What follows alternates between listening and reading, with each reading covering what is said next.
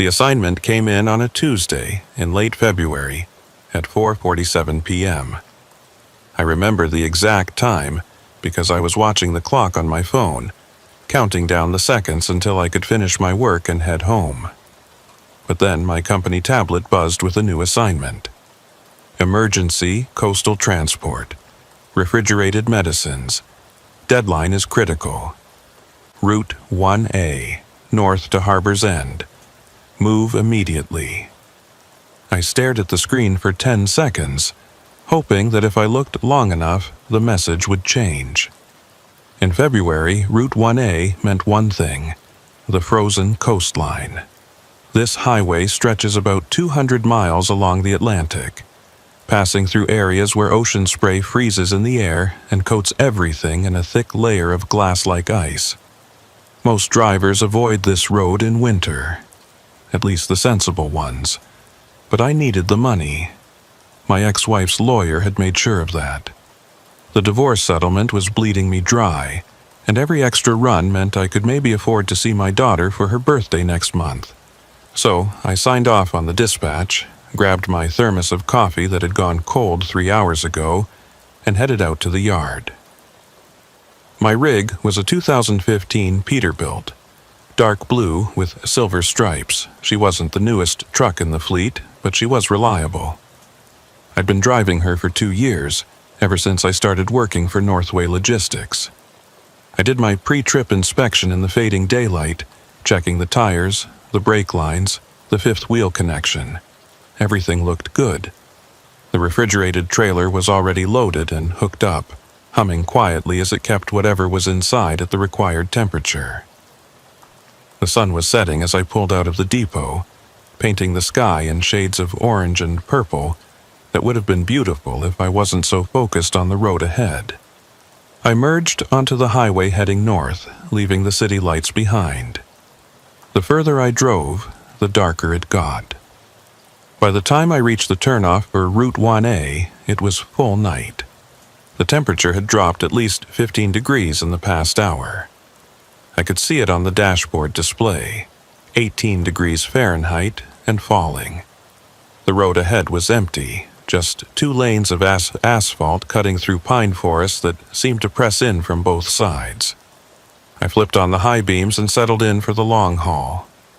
Route 1A starts inland, winding through rural communities that look like they were abandoned sometime in the 1970s and never quite recovered.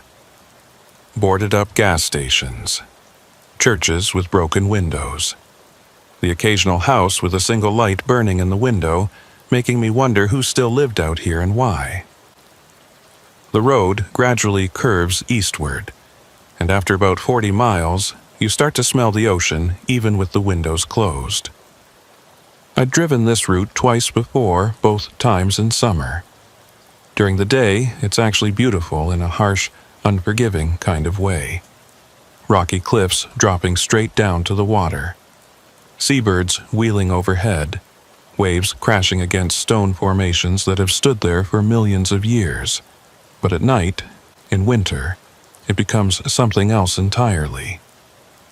The first sign that I was getting close to the coast was the wind. It came out of nowhere, a sudden gust that rocked the truck and made me tighten my grip on the steering wheel. Then another gust, harder this time.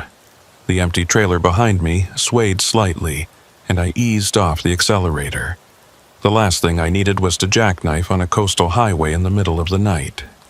The trees thinned out, replaced by low scrub and rocks. Then the ocean appeared on my right, a vast darkness that seemed to absorb all light.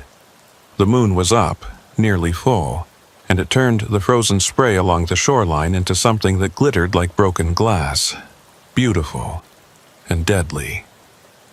I checked the GPS. Harbor's End was still 93 miles away. I had maybe 4 hours of driving ahead of me, assuming the weather held and the roads stayed clear. I took a sip of cold coffee and grimaced.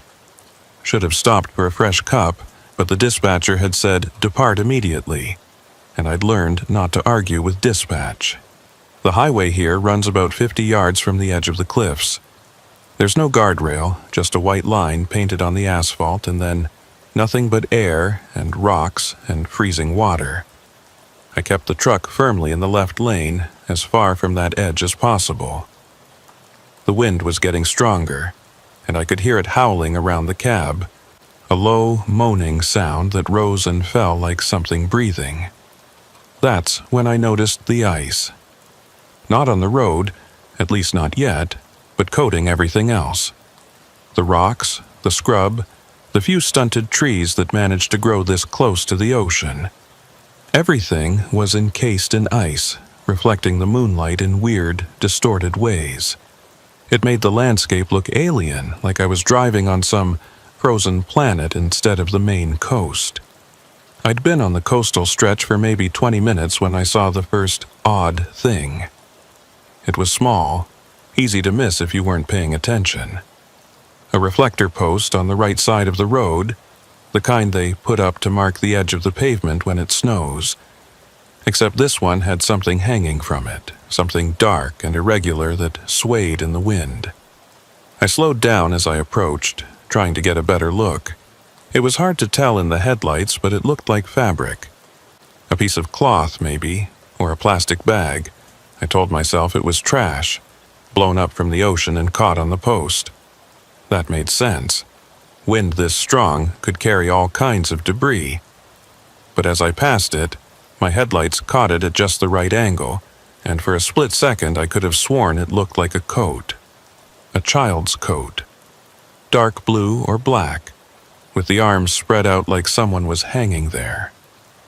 I looked in the side mirror trying to see it again, but it was already behind me, swallowed by the darkness. Probably just a trash bag, I told myself. The wind and the darkness were playing tricks on my eyes. That happens sometimes on long night drives. Your brain starts filling in details that aren't really there. I shook my head and focused on the road. The white line glowed in my headlights, a steady guide leading me north.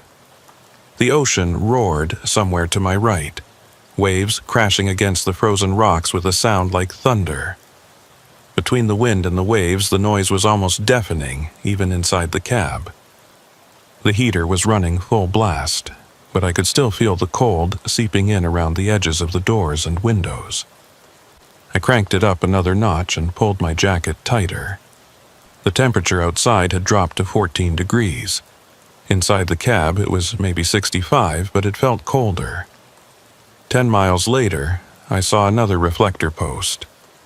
This one also had something hanging from it. I was ready this time, watching carefully as I approached.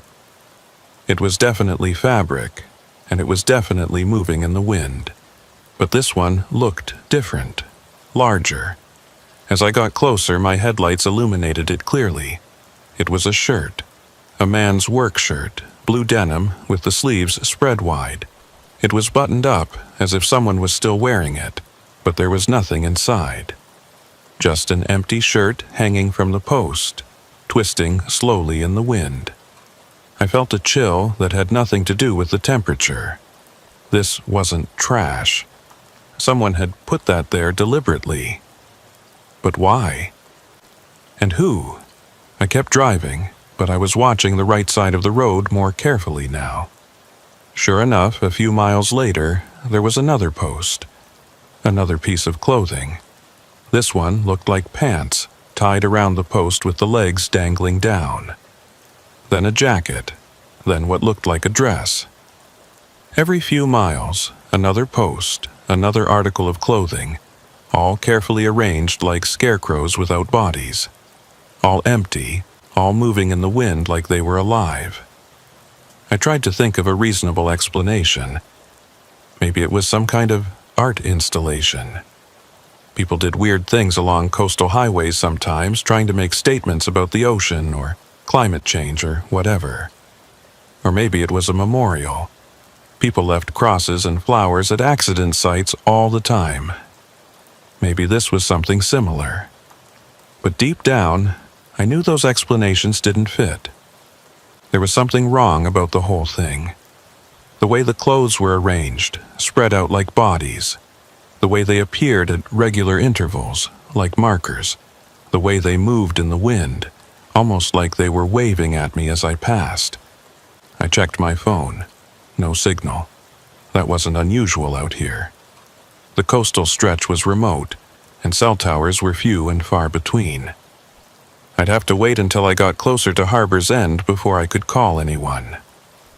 The road curved inland slightly, following the contour of a bay. The wind died down a bit, and the roar of the waves faded to a distant rumble. I allowed myself to relax slightly. Maybe the weird roadside display was behind me now. But then I came around a bend and saw it, a rest area ahead on the right. I almost missed it. There was no sign, no lights, just a gravel turnoff leading to a small parking area maybe 100 feet from the road. I wouldn't have noticed it at all except for one thing. There was a truck parked there, a semi like mine, sitting in the darkness with no lights on. As I passed the turnoff, my headlights swept across it briefly. It was an older model, white, with rust spots visible even in the quick glimpse I got. And it was covered in ice, thick layers of it coating the cab and trailer like it had been sitting there for weeks. I should have kept driving. Every instinct I had told me to keep my foot on the accelerator and put as much distance between myself and that frozen truck as possible. But I didn't.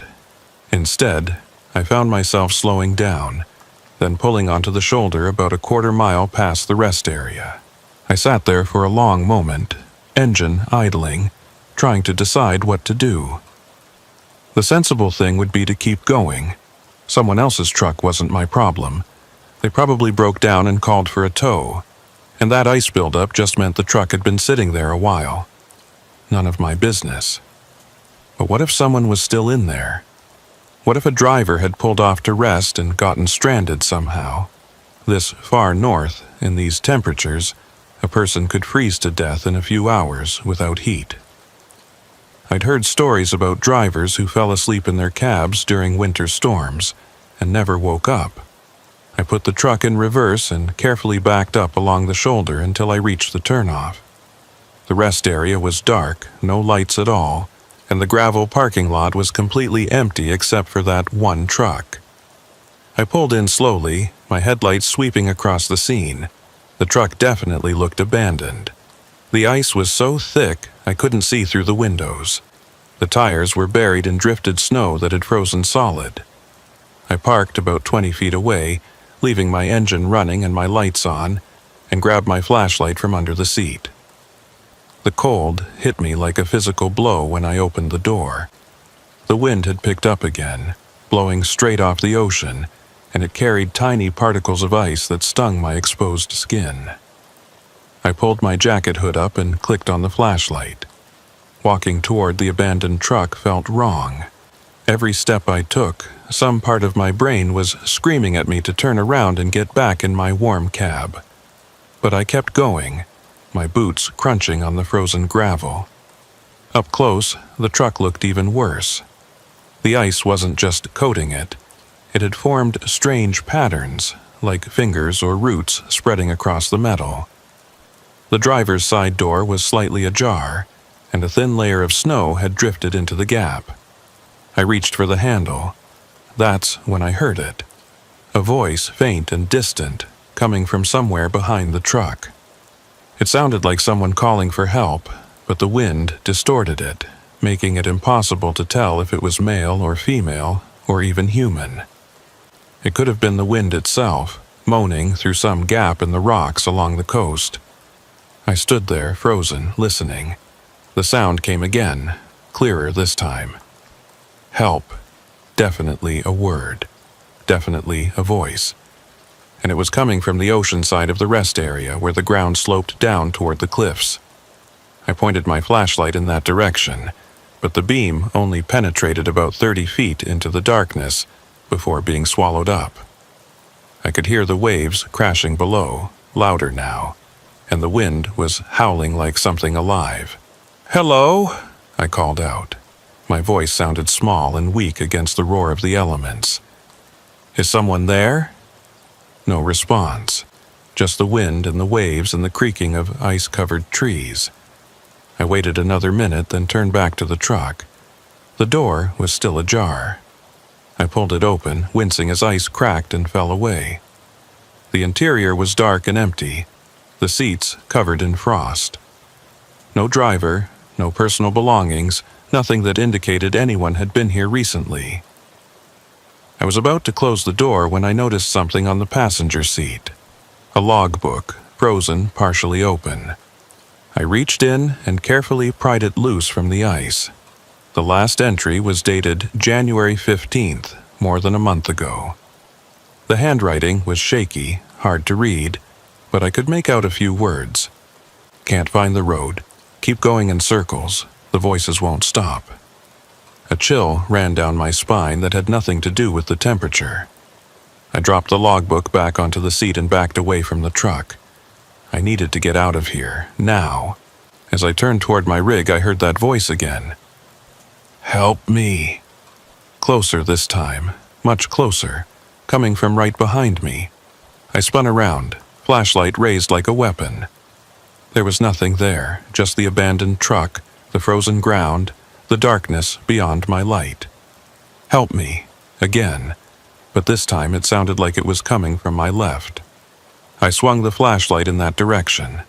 Nothing. "Help me," now from my right. "Help me," behind me. "Help me," all around me. Multiple voices now, overlapping and echoing, coming from every direction at once. I ran. I don't remember making the decision. My legs just started moving on their own. I sprinted across the frozen gravel, slipping and nearly falling twice, my breath coming in ragged gasps. I could hear the voices following me, getting louder, more insistent. I reached my truck and yanked the door open, practically throwing myself inside. I slammed it shut and locked it, my hands shaking so badly I could barely get the keys in the ignition. The engine was still running, thank God. I threw it in gear and hit the accelerator. The tires spun for a second on the icy gravel before finding purchase. The truck lurched forward, and I steered back toward the highway, not caring about the careful, slow approach I'd used to get in here. I just wanted out. As I reached the road and swung back onto the pavement, I made the mistake of looking in my side mirror. In the red glow of my taillights, I could see the rest area receding behind me. And I could swear I saw figures standing there, dozens of them, silhouetted against the darkness, all watching me leave. I faced forward and kept my eyes on the road, pressing the accelerator harder than I should have on these conditions. The speedometer climbed to 50, then 55, then 60. Too fast for this road, but I didn't care. I needed distance between myself and whatever the hell that was. After about 10 miles, when my heart rate had finally started to slow down, I allowed myself to think about what had just happened. The logical part of my brain tried to explain it away. The voices were just the wind. The figures were shadows and ice formations. The logbook was probably from some driver who got stuck in a storm and exaggerated what happened. But I knew what I'd heard. Those were voices, real human voices, calling for help. And that logbook entry, "Keep going in circles. The voices won't stop." What did that mean? I checked the GPS. Harbor's End was now only 47 miles away. Less than an hour if I kept up this pace.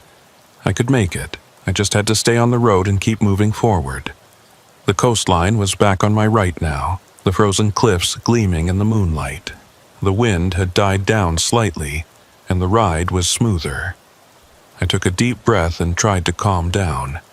I was fine. I was safe. I was in a 2-ton truck with a full tank of gas, heading toward the civilization. Then I noticed something that made my blood run cold. The mile markers. I'd just passed mile marker 127. I watched the next one approach, 126, then 125, then 124. Normal, counting down as I drove north. But then I saw 125 again. I blinked, sure I'd misread it. But no, the next marker was definitely 125. Then 126, then 127. The markers were going backward. I was heading north, but the mile markers indicated I was going south, back the way I'd come. I slowed down, staring at the markers as I passed them. 127, 126, 125, 124, 123, then 124, 125, 126, 127. Up and down, like I was driving in circles even though the road ahead was straight. This wasn't possible. Mile markers didn't work like this. They were fixed, permanent, installed by the highway department to mark distance. They couldn't change. I focused on the GPS. It still showed me heading north, getting closer to Harbor's End.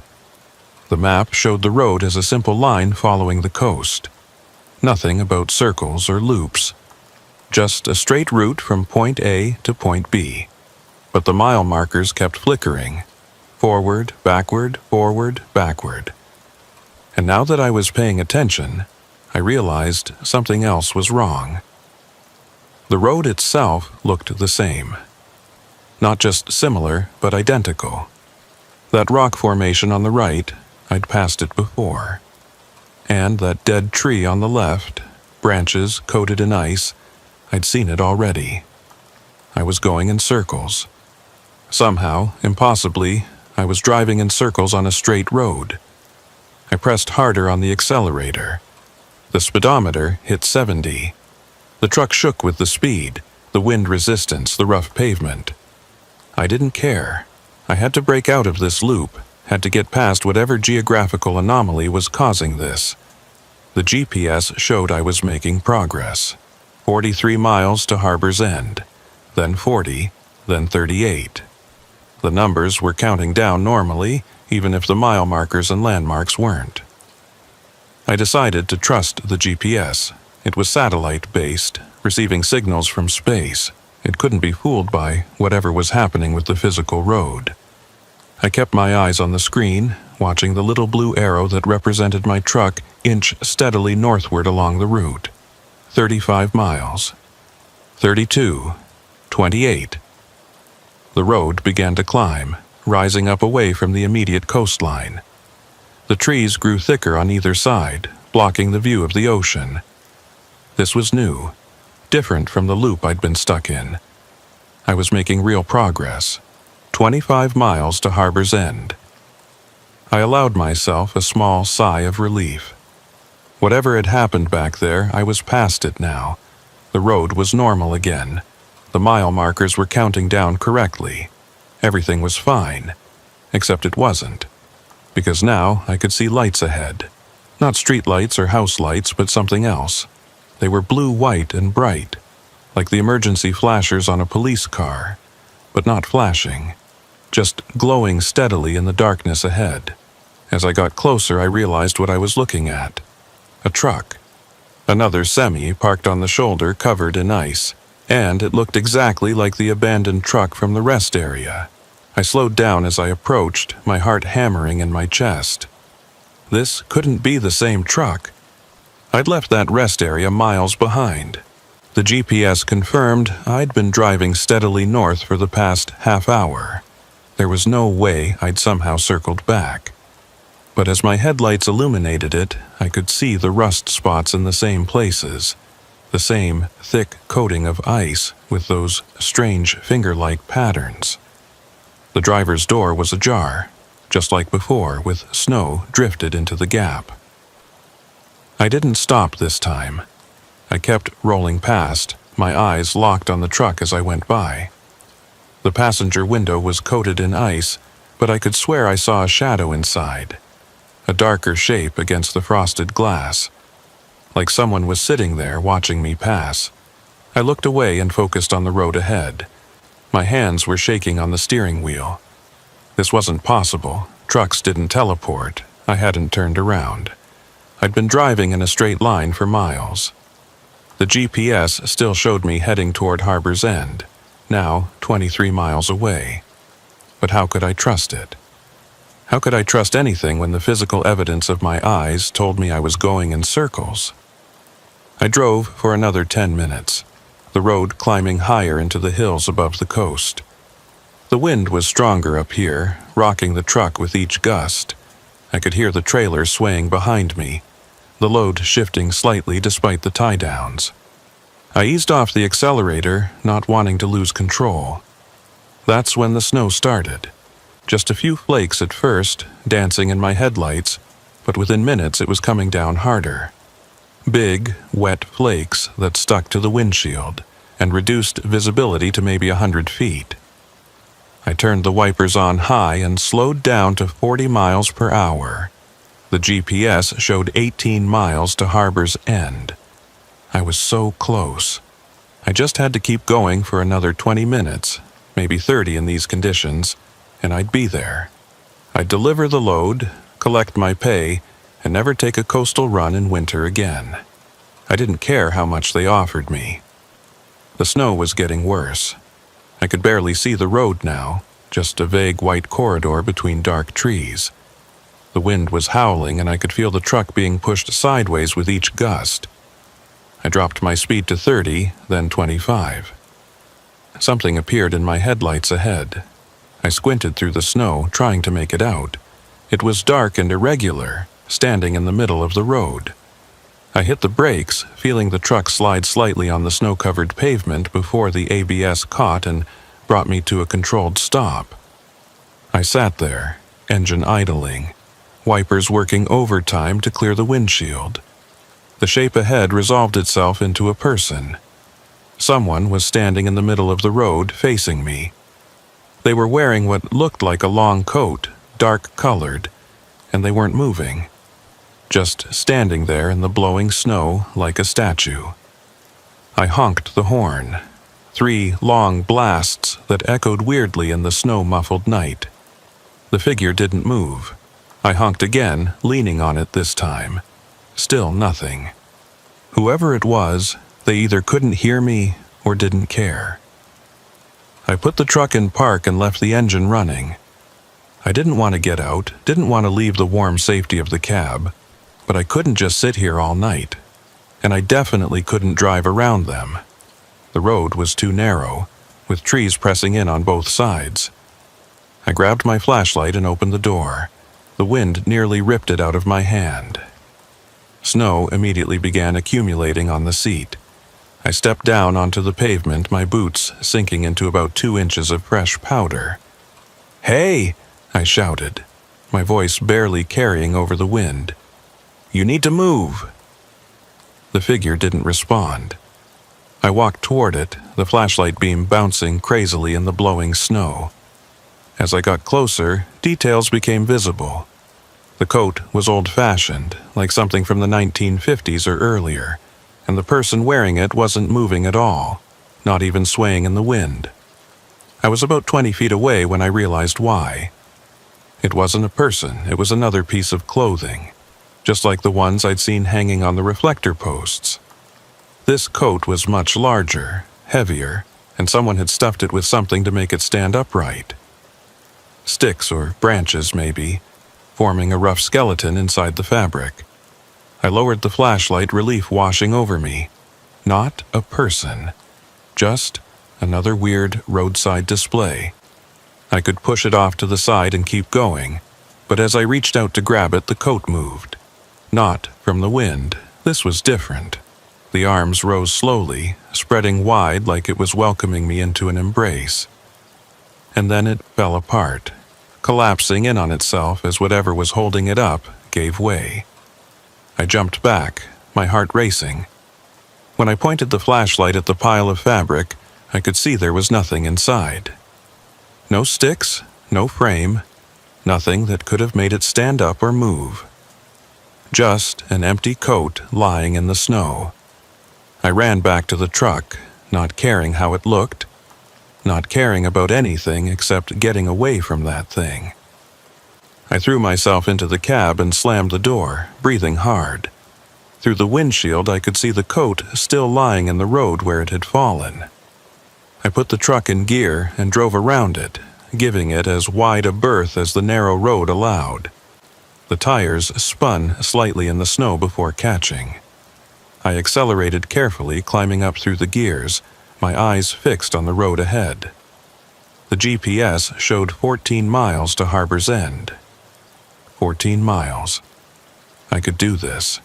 Whatever was happening out here, whatever weird art project or sick joke this was, I could survive 14 more miles. But the snow was getting worse. The visibility dropped to maybe 50 feet, then 40. I was crawling along at 20 miles per hour, hunched over the steering wheel, straining to see the road.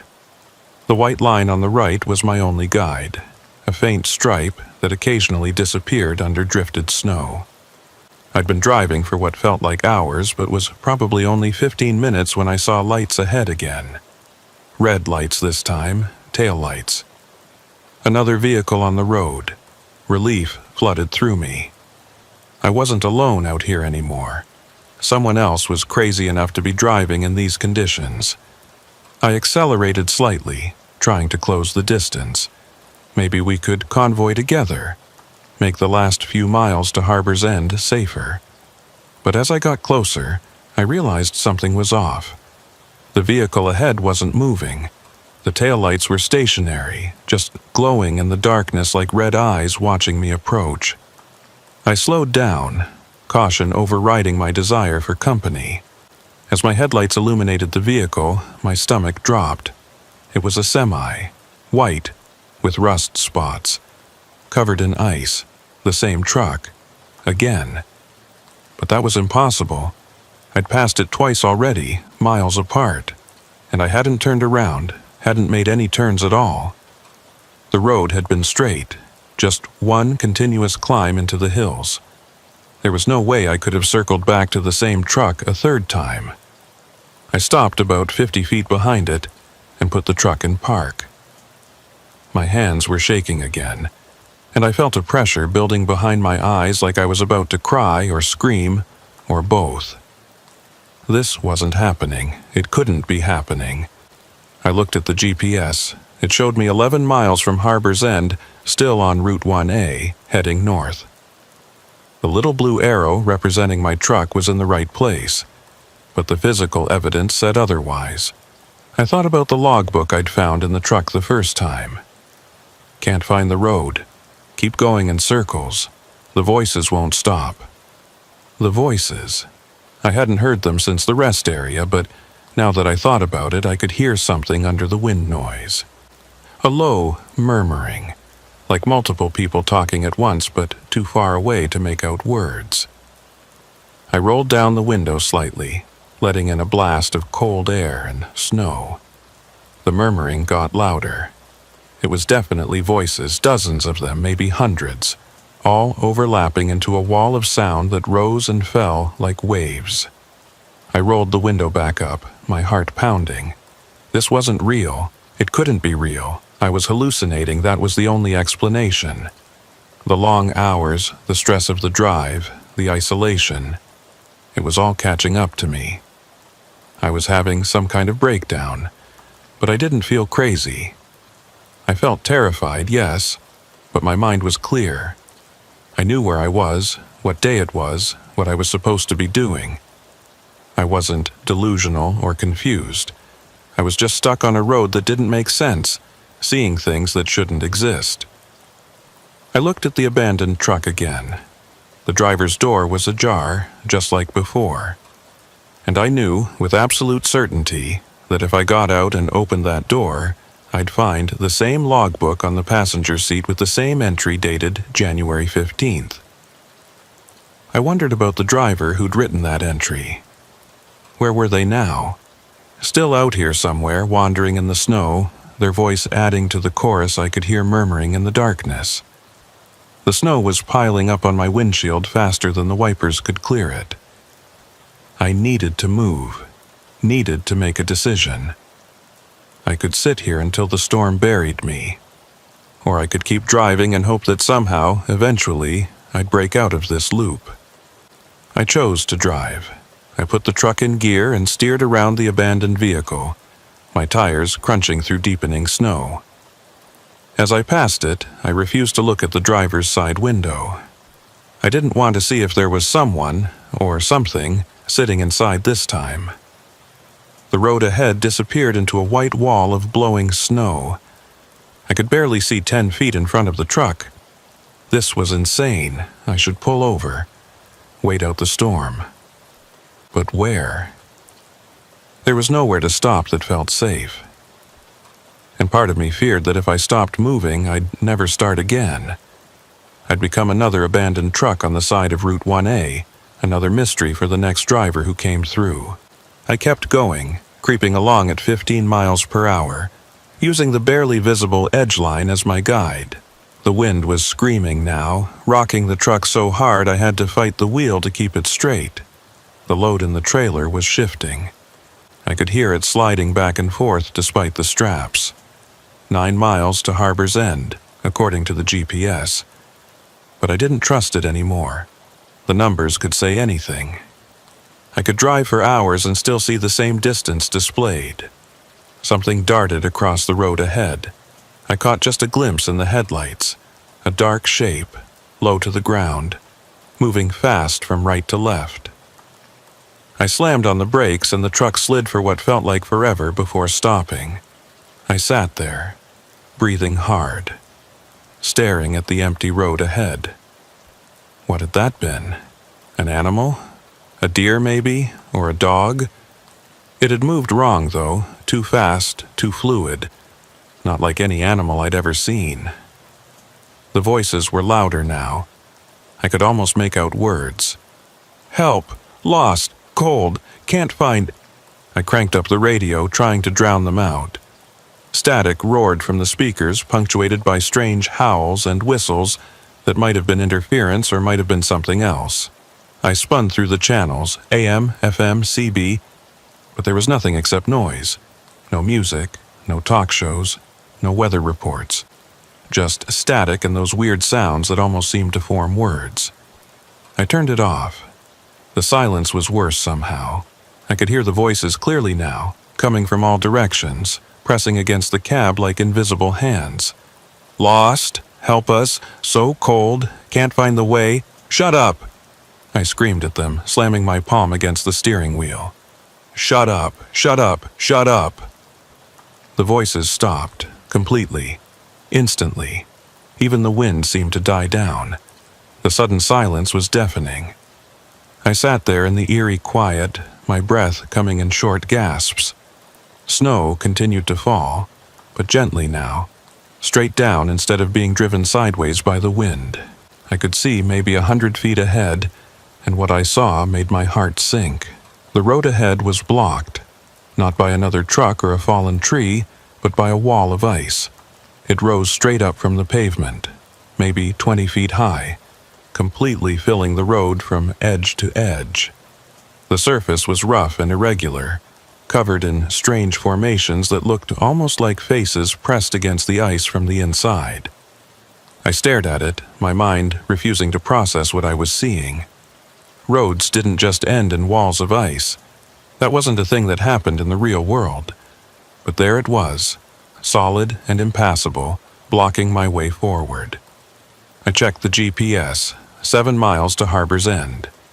The map showed the road continuing straight ahead, no obstacles, no barriers. Just a normal highway leading to a normal town. I looked up at the ice wall again. It was still there.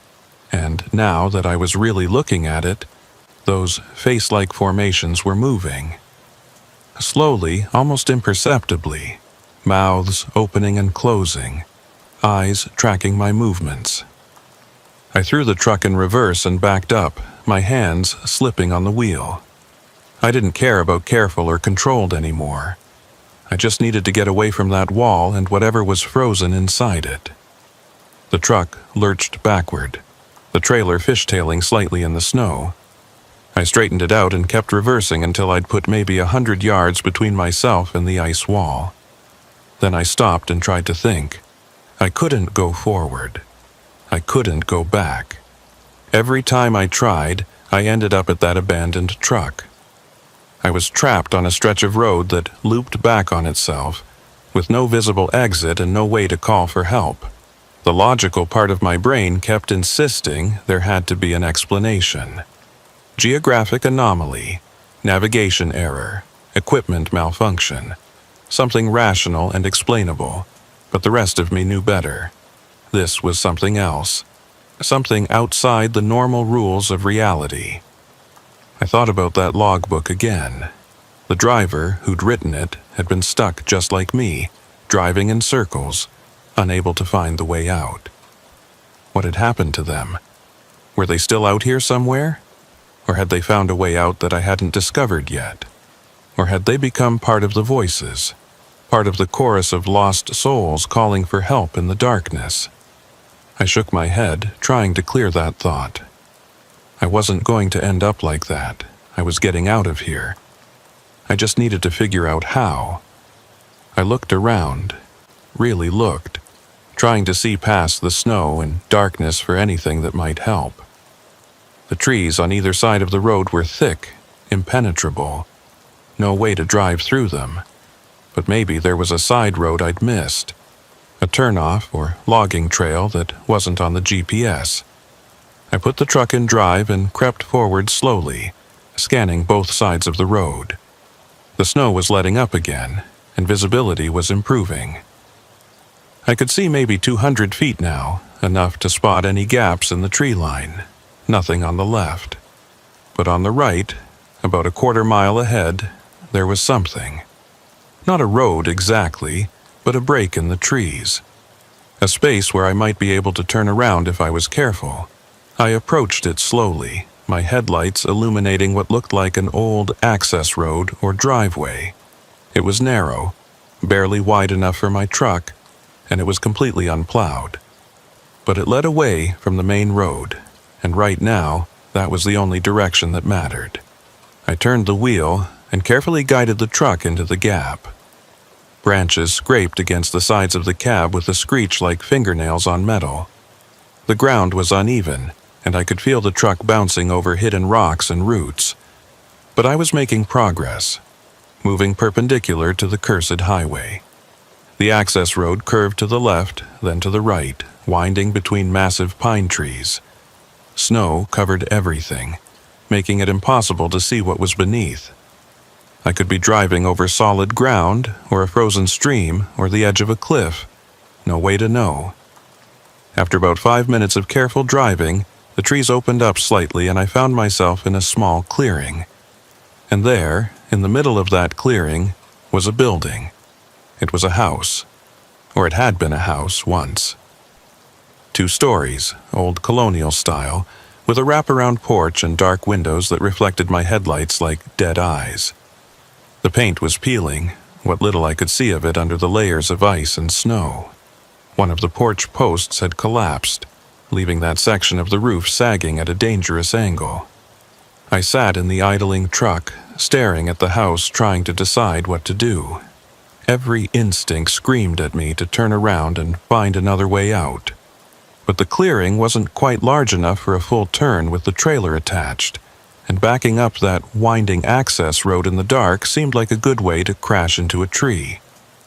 Besides, the house meant people had lived here once. And if people had lived here, there had to be a real road leading out. Maybe on the other side of the building, a proper driveway that connected to a different highway. A way out of this nightmare. I pulled forward slowly, circling around to the far side of the house. There was a road there, just barely visible under the snow. It was narrow, but looked passable. It led off into the trees, heading roughly northeast if I was reading the compass correctly. Hope flickered in my chest. This could be it. An escape route the GPS didn't know about because it was private property or unmaintained. I could follow it, get back to civilization, and never think about Route 1A again. But first, I needed to make sure. I needed to see where this road went before committing to it. If it dead-ended a mile up, I'd be stuck trying to back a 50-foot trailer through the woods in the dark. I put the truck in park, but left the engine running. I'd just walk up the road a little way, scout it out, and come back. 5 minutes, 10 at most. I grabbed my flashlight and my phone, even though it still showed no signal, and stepped out of the cab. The cold was brutal. The wind had picked up again, driving snow into my face like needles. I pulled my hood tight and started walking up the road, sweeping my flashlight back and forth to make sure I didn't step into a ditch or hole. The road curved gently through the trees and I followed it for maybe 200 yards. It was rough but seemed solid enough under the snow. No major obstacles, no washouts. I could probably drive it safely. I was about to turn back when I heard something that stopped me cold. A voice, calling from somewhere behind me. "Hello? Is someone there?" I spun it around, my flashlight beam cutting through the falling snow. There was nothing visible, just trees and darkness. But the voice came again, clearer this time. "Please, I need help." It was coming from the direction of the house. I hesitated, every nerve in my body telling me to run back to my truck and get out of here. But what if someone really was in trouble? What if someone had taken shelter in the abandoned house and needed help? I turned and headed back toward the clearing, my flashlight probing ahead. As I emerged from the trees, I could see the house more clearly. One of the upstairs windows had a faint light in it now, flickering like a candle. "Hello?" I called out. "I'm here to help." The light in the window moved, shifted, as if someone was carrying it from one room to another. Then it appeared in a downstairs window, and I could see a silhouette behind the glass. A person, definitely a person, waving at me. I approached the porch cautiously, my boots creaking on the old wooden steps. The front door was slightly open, swinging gently in the wind. I pushed it wider and stepped into a dark hallway. "Hello? Where are you?" The light appeared at the end of the hall, illuminating a doorway to what looked like a kitchen. I walked toward it, my flashlight beam bouncing off walls covered in peeling wallpaper and family photos in dusty frames. The faces in the photos seemed to watch me as I passed. I reached the kitchen doorway and looked inside. The room was empty. No light, no person, nothing. Just an old kitchen with a rusted stove and a table covered in debris. "Where are you?" I called again, louder this time. A creak from above. Footsteps on the second floor, slow and deliberate, moving from one end of the house to the other. I pointed my flashlight at the ceiling, tracking the sound. "I'm coming up," I announced, not sure why I felt the need to warn whoever it was. "Stay where you are." I found the stairs and climbed them carefully, testing each step before putting my full weight on it. Some of them groaned ominously, and one felt soft enough that I skipped it entirely. At the top was a landing with 4 doors, all closed. The footsteps had stopped. Everything was silent except for the wind rattling the windows. "Hello?" My voice echoed strangely in the enclosed space. One of the doors swung open slowly. Not from the wind, there was no draft up here. It just opened on its own, revealing a dark bedroom beyond. I approached it with my flashlight raised. The room was empty except for an old bed frame and a dresser with a cracked mirror. But on the floor, in the dust, I could see footprints. Fresh ones, made recently, leading to the window. I walked over and looked out. The window faced the clearing where my truck was parked, engine still running, headlights cutting through the snow. And standing next to my truck, looking up at the house, was a figure in a long dark coat. My blood ran cold. I was up here. No one had passed me on the stairs. So, who was that standing by my truck? As I watched, the figure raised one arm and pointed directly at the window I was looking through. Directly at me. I stumbled backward, nearly tripping over the footprints in the dust. I needed to get out of this house, get back to my truck, get the hell away from here. I ran for the stairs, taking them 2 at a time, not caring about the creaking or the soft wood. I burst through the front door and into the snow, sprinting across the clearing toward my truck. The figure by the truck didn't move. As I got closer, I could see it more clearly in my headlights. It was wearing the same kind of old-fashioned coat I'd seen standing in the road earlier. and it was completely still, not even swaying in the wind. I slowed down, circling wide to approach the driver's side door from an angle that kept the truck between me and the figure. I climbed into the cab and immediately locked the doors, my hands shaking so badly I could barely manage it. The figure still hadn't moved. I put the truck in gear and started rolling forward, heading for the road I'd scouted earlier. As I passed the figure, I made the mistake of looking at it directly. It had no face. Where the features should have been, there was just smooth, blank ice. And yet, I had the overwhelming sensation that it was watching me, tracking my movement with eyes that didn't exist. I pressed the accelerator, not caring about the careful approach anymore. The truck bounced over the rough ground, the trailer swaying wildly behind me. I reached the road and turned onto it, accelerating as fast as I dared in these conditions. In my side mirror, I could see the house and the clearing receding behind me. The figure was gone. No, not gone. It was standing in the road now, in the middle of the path I'd just driven on, still pointing at me with that one raised arm. Then the trees blocked my view, and it was gone. I focused on the road ahead, such as it was. In the dark and snow, it was almost impossible to follow. I was steering by instinct more than sight, trying to keep between the trees, hoping I was still on the road and not about to crash into a ravine. The compass on my dashboard showed I was heading northeast, which was right. If I could just keep going in this direction, I'd eventually hit another highway or town or something. I had to, but the road seemed to be deteriorating. What had been rough but passable was becoming nearly impassable. Rocks and roots protruded through the snow, jolting the truck with each impact. Branches scraped the sides constantly now, and I could hear the trailer hitting obstacles that I couldn't see. Then, without warning, the road just ended.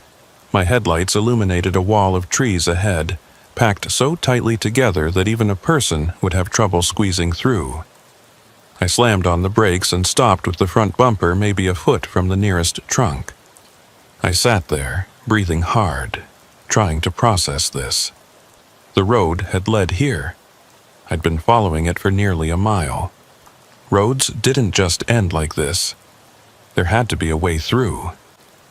I opened the door and got out with my flashlight, walking up to examine the trees. They were real, solid, ancient pines that must have been here for 100 years or more, and they formed an impenetrable barrier. There was no way my truck was getting through. I walked back along the road I'd come from, looking for any turn I might have missed, but there was nothing. Just one narrow track leading straight to this dead end. This didn't make sense. But then nothing about tonight made sense.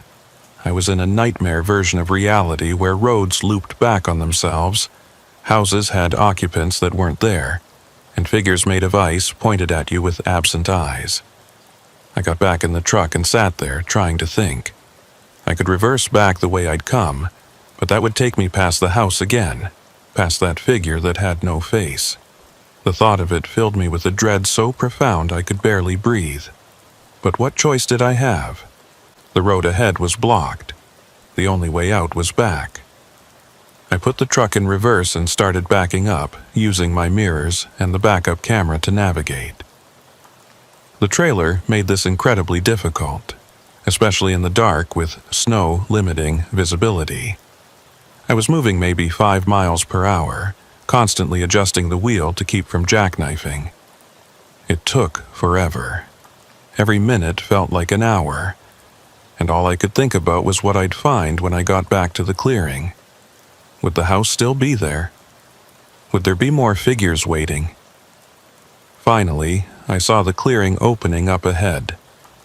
I backed into it and stopped, my headlights sweeping across the scene as I straightened out.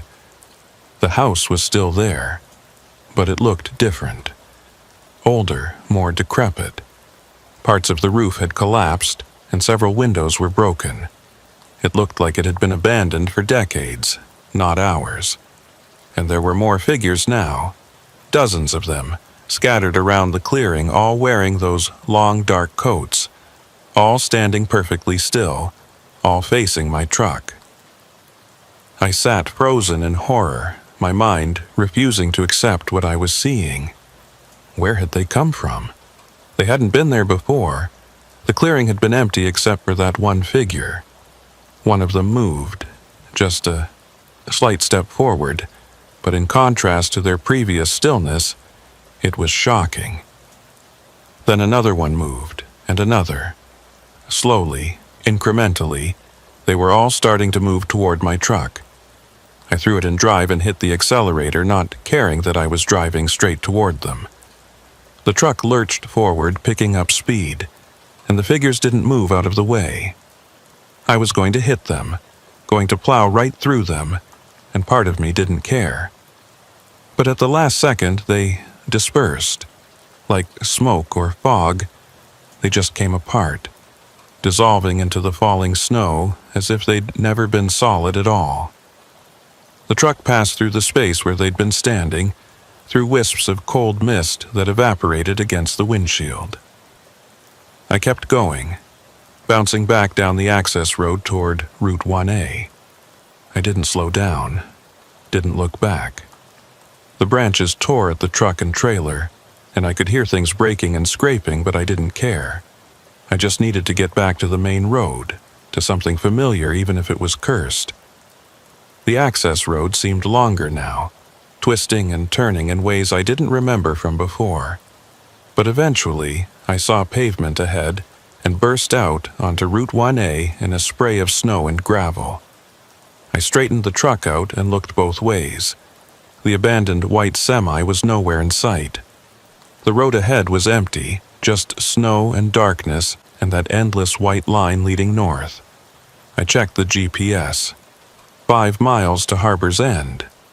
I didn't believe it, but I started driving anyway because what else was I going to do? Stop and wait for those figures to coalesce out of the snow again? Keep searching for side roads that led to dead ends and impossible houses? No, I was going to drive. I was going to keep my foot on the accelerator and my eyes on that white line, and I was going to drive until I either reached Harbor's End or ran out of road or went completely insane. The snow was falling harder again, and the wind had returned with renewed fury. The truck rocked and swayed, the load in the trailer shifting dangerously.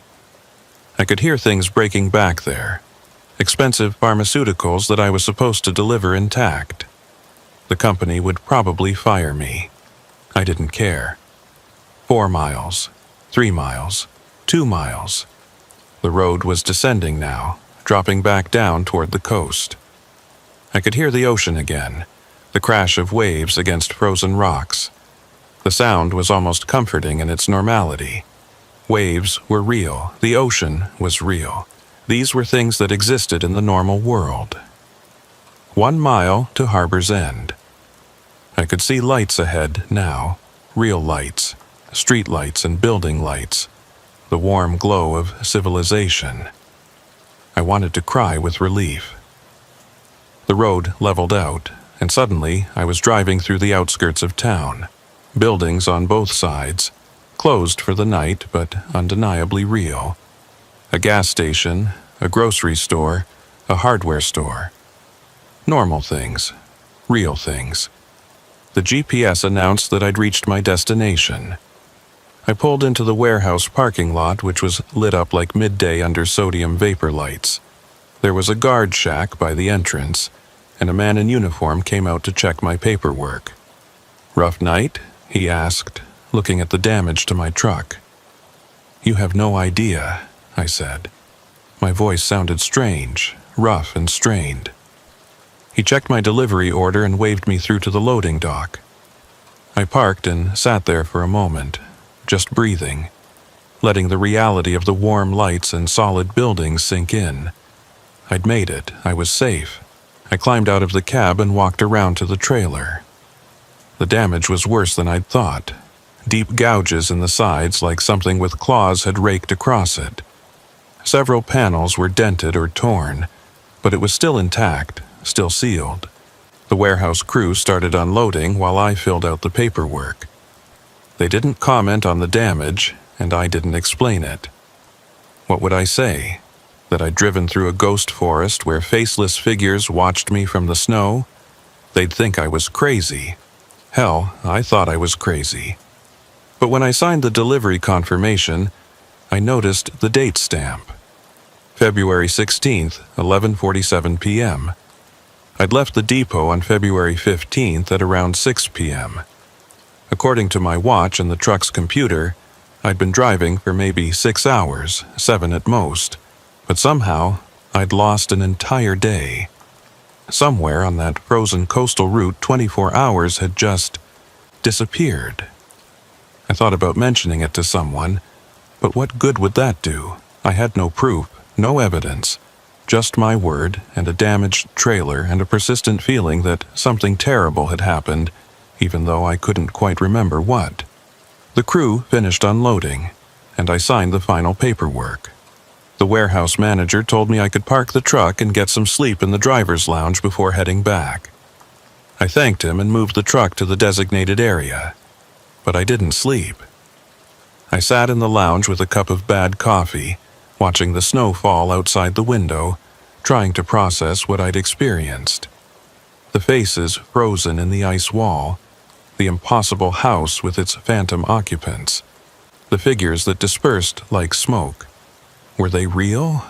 Or had I experienced some kind of psychological break brought on by exhaustion and isolation? I'd heard stories about truckers who drove too long without sleep and started hallucinating, seeing things that weren't there. Maybe that's all this was. But it had felt real. The cold, the fear, the overwhelming sense of wrongness. You didn't imagine things that vividly, did you? I pulled out my phone and searched for information about Route 1A. There wasn't much.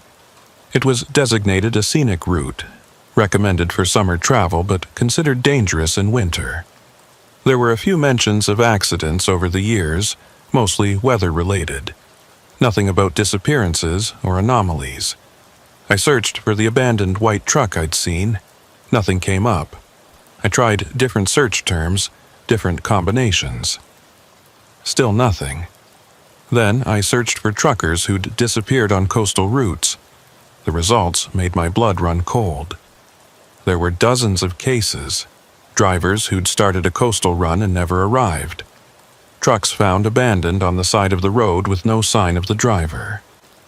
Logbooks with increasingly erratic entries that suddenly stopped.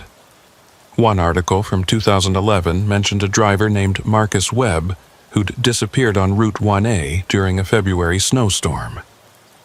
His truck was found at a rest stop, covered in ice, with a logbook open to the last entry. Can't find the road. Keep going in circles. The voices won't stop. Webb, the same name that had been on the logbook I'd found. But this article was from 2011. The entry I'd seen was dated 2017, unless I'd misread the date. Unless my memory was playing tricks on me, scrambling details, trying to make sense of the impossible. I put my phone away and stared at my coffee. It had gone cold. I didn't remember how long I'd been sitting there. The warehouse manager poked his head into the lounge. "You okay, buddy? You look like you've seen a ghost." "I'm fine," I lied. "Just tired." "Get some rest," he said. "Storm's supposed to break by morning. You'll have clear roads back." Back. He wanted me to drive back down Route 1A. Back through whatever I'd escaped. The thought filled me with a terror so complete I couldn't breathe. "Is there an alternate route?" I asked, trying to keep my voice steady. "Maybe inland?" He shrugged. "Sure, but it'll add 3 hours to your drive. Company probably won't approve the extra fuel." "I'll pay for it myself," I said. He gave me a strange look but didn't argue. "Suit yourself. I'll write up the route for you." I waited while he printed out directions for an inland route that would take me south without touching the coast. It was longer, more complicated, passing through smaller towns and secondary highways. but it avoided Route 1A entirely. I thanked him and headed back to my truck. The snow had stopped and the sky was clearing. Dawn wasn't far off. I could see the first hint of gray on the eastern horizon. I did my pre-trip inspection, checking everything twice. The truck was damaged but roadworthy. I'd deal with the company's questions about it later. Right now, I just wanted to get moving. I pulled out of the warehouse lot and followed the manager's directions, heading west instead of south. Away from the coast, away from the ocean, away from Route 1A. As I drove, the sun started to rise, painting the sky in shades of pink and orange. Normal colors. Real colors. The world looked solid again. Ordinary. The nightmare of the previous night began to feel distant, like something that had happened to someone else. But I knew I'd never forget it. Never forget the sound of those voices calling for help. Never forget the figures without faces pointing at me from the snow. Never forget the feeling of being trapped on a road that looped back on itself, unable to escape. And I knew, with absolute certainty, that I'd never drive Route 1A again. Not in winter, not in summer, not ever. Whatever was out there on that frozen coastline, it could stay there without me.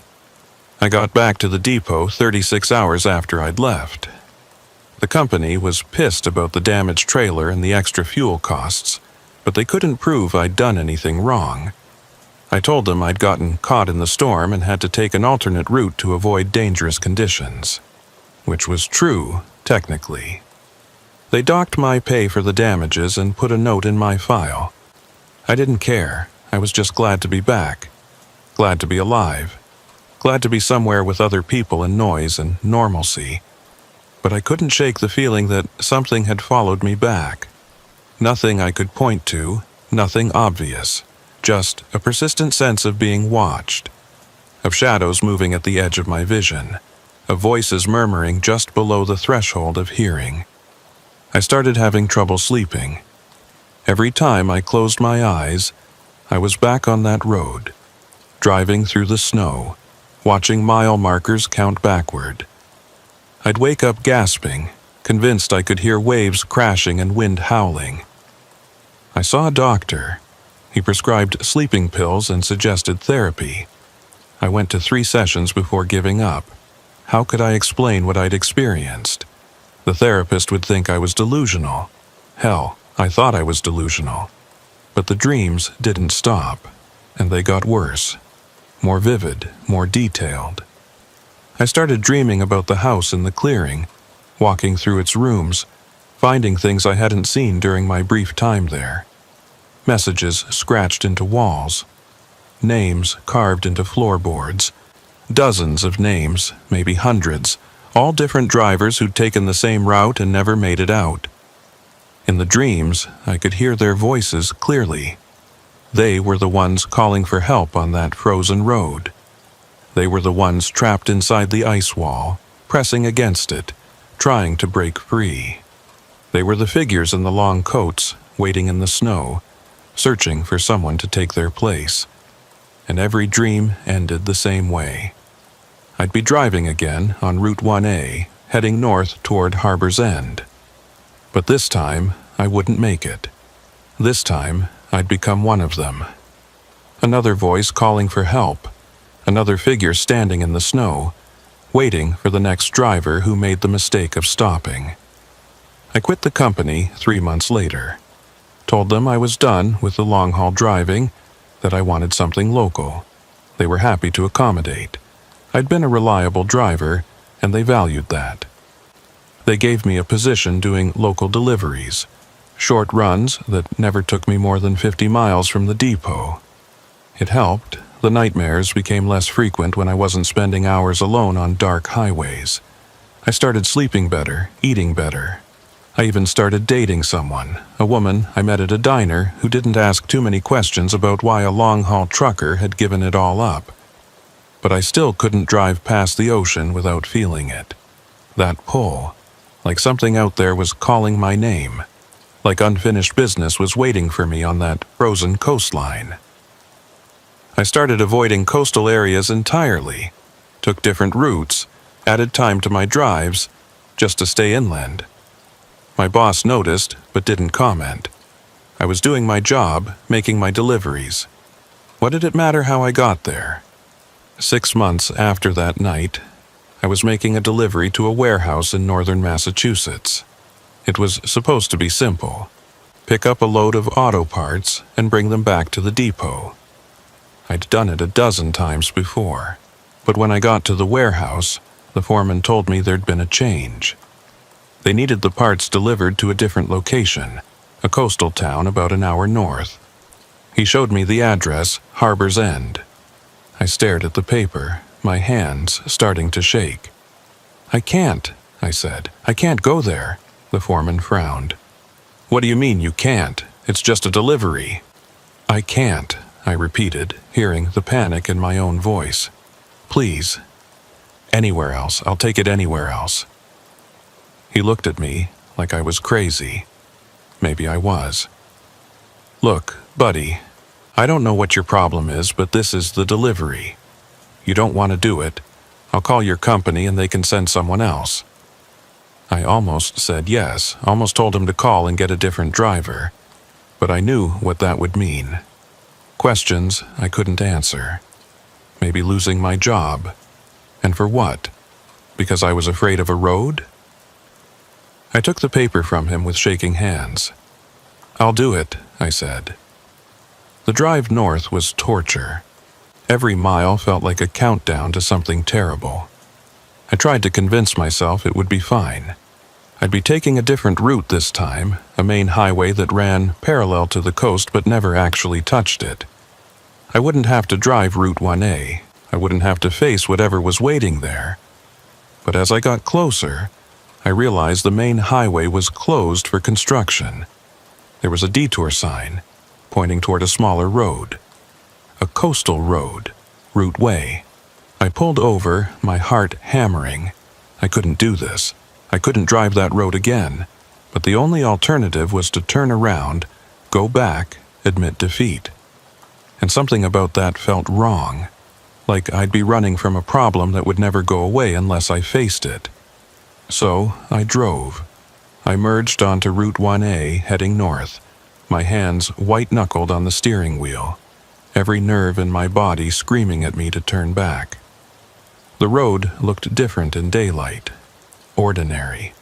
Just a normal coastal highway with scenic views of the ocean. I passed the spots where I'd seen the clothing hanging from posts, but there was nothing there now. Just empty reflector posts marking the edge of the pavement. I passed the rest area where I'd found the abandoned truck. It was empty, just a gravel lot with some trash cans and a portable toilet. No truck, no ice, no voices. Everything looked completely normal. I started to relax. It had been the storm, I told myself. The darkness and the snow and my own exhaustion. I'd hallucinated the whole thing. There was nothing supernatural about this road. It was just a road. But then I came around a curve and saw it. The access road leading to the clearing. The gap in the trees where I'd turned off, desperate to escape the loop I'd been trapped in. I drove past it, my eyes locked straight ahead, refusing to look.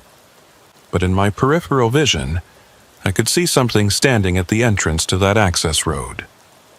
Something in a long, dark coat, pointing at me as I passed. I didn't slow down. I didn't look back. I just kept driving, my heart racing, my hands shaking. Harbor's End was only a few miles ahead. I could make it. I could deliver the load and get the hell out of here and never come back. The town appeared ahead, exactly as I remembered it. The warehouse was easy to find. I pulled in, made the delivery, signed the paperwork. The whole process took maybe 20 minutes, and then I had to drive back. I sat in the parking lot for a long time trying to work up the courage. The sun was setting. In another hour, it would be full dark, and I knew with absolute certainty that driving Route 1A at night was a very bad idea. I called my boss and told him I needed to stay overnight, that the delivery had taken longer than expected. He wasn't happy, but he agreed. I found a cheap motel on the edge of town and checked in, grateful for the fluorescent lights and thin walls and sounds of other people moving around. I didn't sleep. I lay in bed, staring at the ceiling, listening to the ocean in the distance. Somewhere out there on that frozen coastline, something was waiting. I could feel it, like a pressure at the back of my skull. Morning came eventually. I checked out of the motel and got back on the road, heading south on Route 1A in the early dawn light. The ocean was calm, almost peaceful. The sky was clear. Everything looked normal and safe and ordinary. I made it about 20 miles before I saw them. Figures standing at the side of the road, dressed in long, dark coats, perfectly spaced at regular intervals. I counted 11 of them before I stopped counting.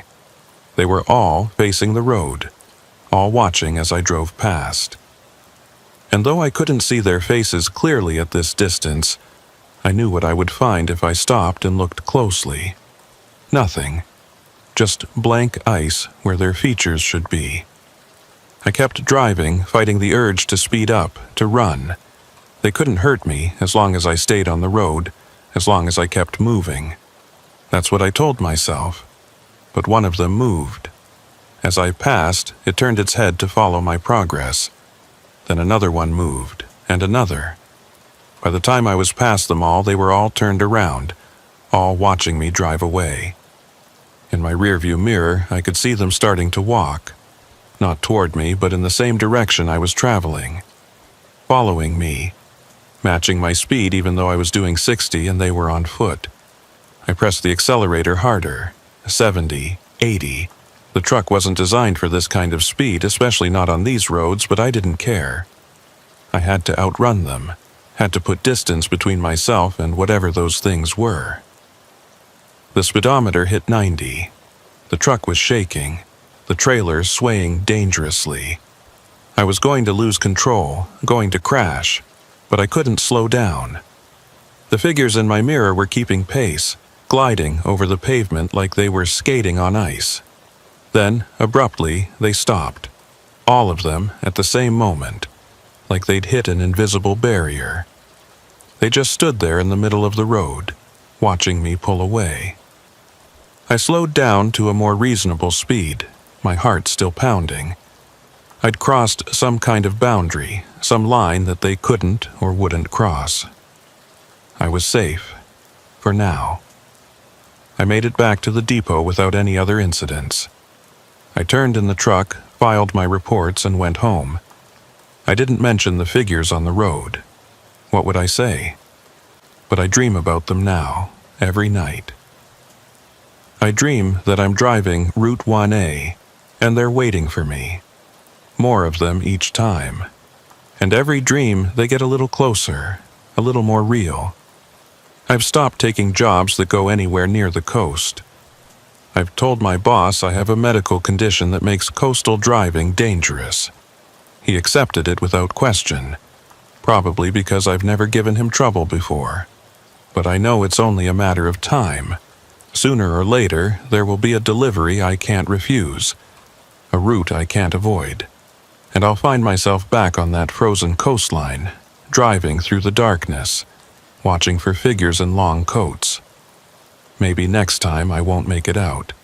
Maybe next time I'll become one of them, another lost driver standing at the side of the road, waiting for the next person who makes the mistake of stopping to help. Or maybe I'm already one of them, and I just don't know it yet. Maybe I died on that road back in February, and everything since has been a dream. A dying hallucination as I freeze to death in an abandoned truck covered in ice. I don't know anymore. I don't know what's real and what isn't. All I know is that I still drive. Every day I get in a truck and I drive. And every night I dream of that frozen coastline and the voices calling for help and the figures without faces pointing at me from the snow. And every morning I wake up wondering if this is the day I'll have to go back. The day I'll finally finish what I started on Route 1A. The day I'll find out what really happened to all those other drivers. The day I'll become another mystery, another abandoned truck, another name carved into the floorboards of that impossible house in the clearing. I still have the piece of paper with Harbor's End's address on it. I don't know why I kept it. I should have thrown it away, burned it, destroyed it. But it's in my glove compartment, and sometimes when I'm stopped at a red light or waiting to load, I take it out and look at it. And I feel that pull again, that sense of unfinished business, like there's something I left behind on that frozen coastline, something I need to go back for. I don't know what it is, but I know that someday I'll find out. Someday I'll go back. Maybe not today, maybe not tomorrow, but someday. Route 1A is waiting for me. It's always waiting. And when I finally answer its call, I don't think I'll be coming back.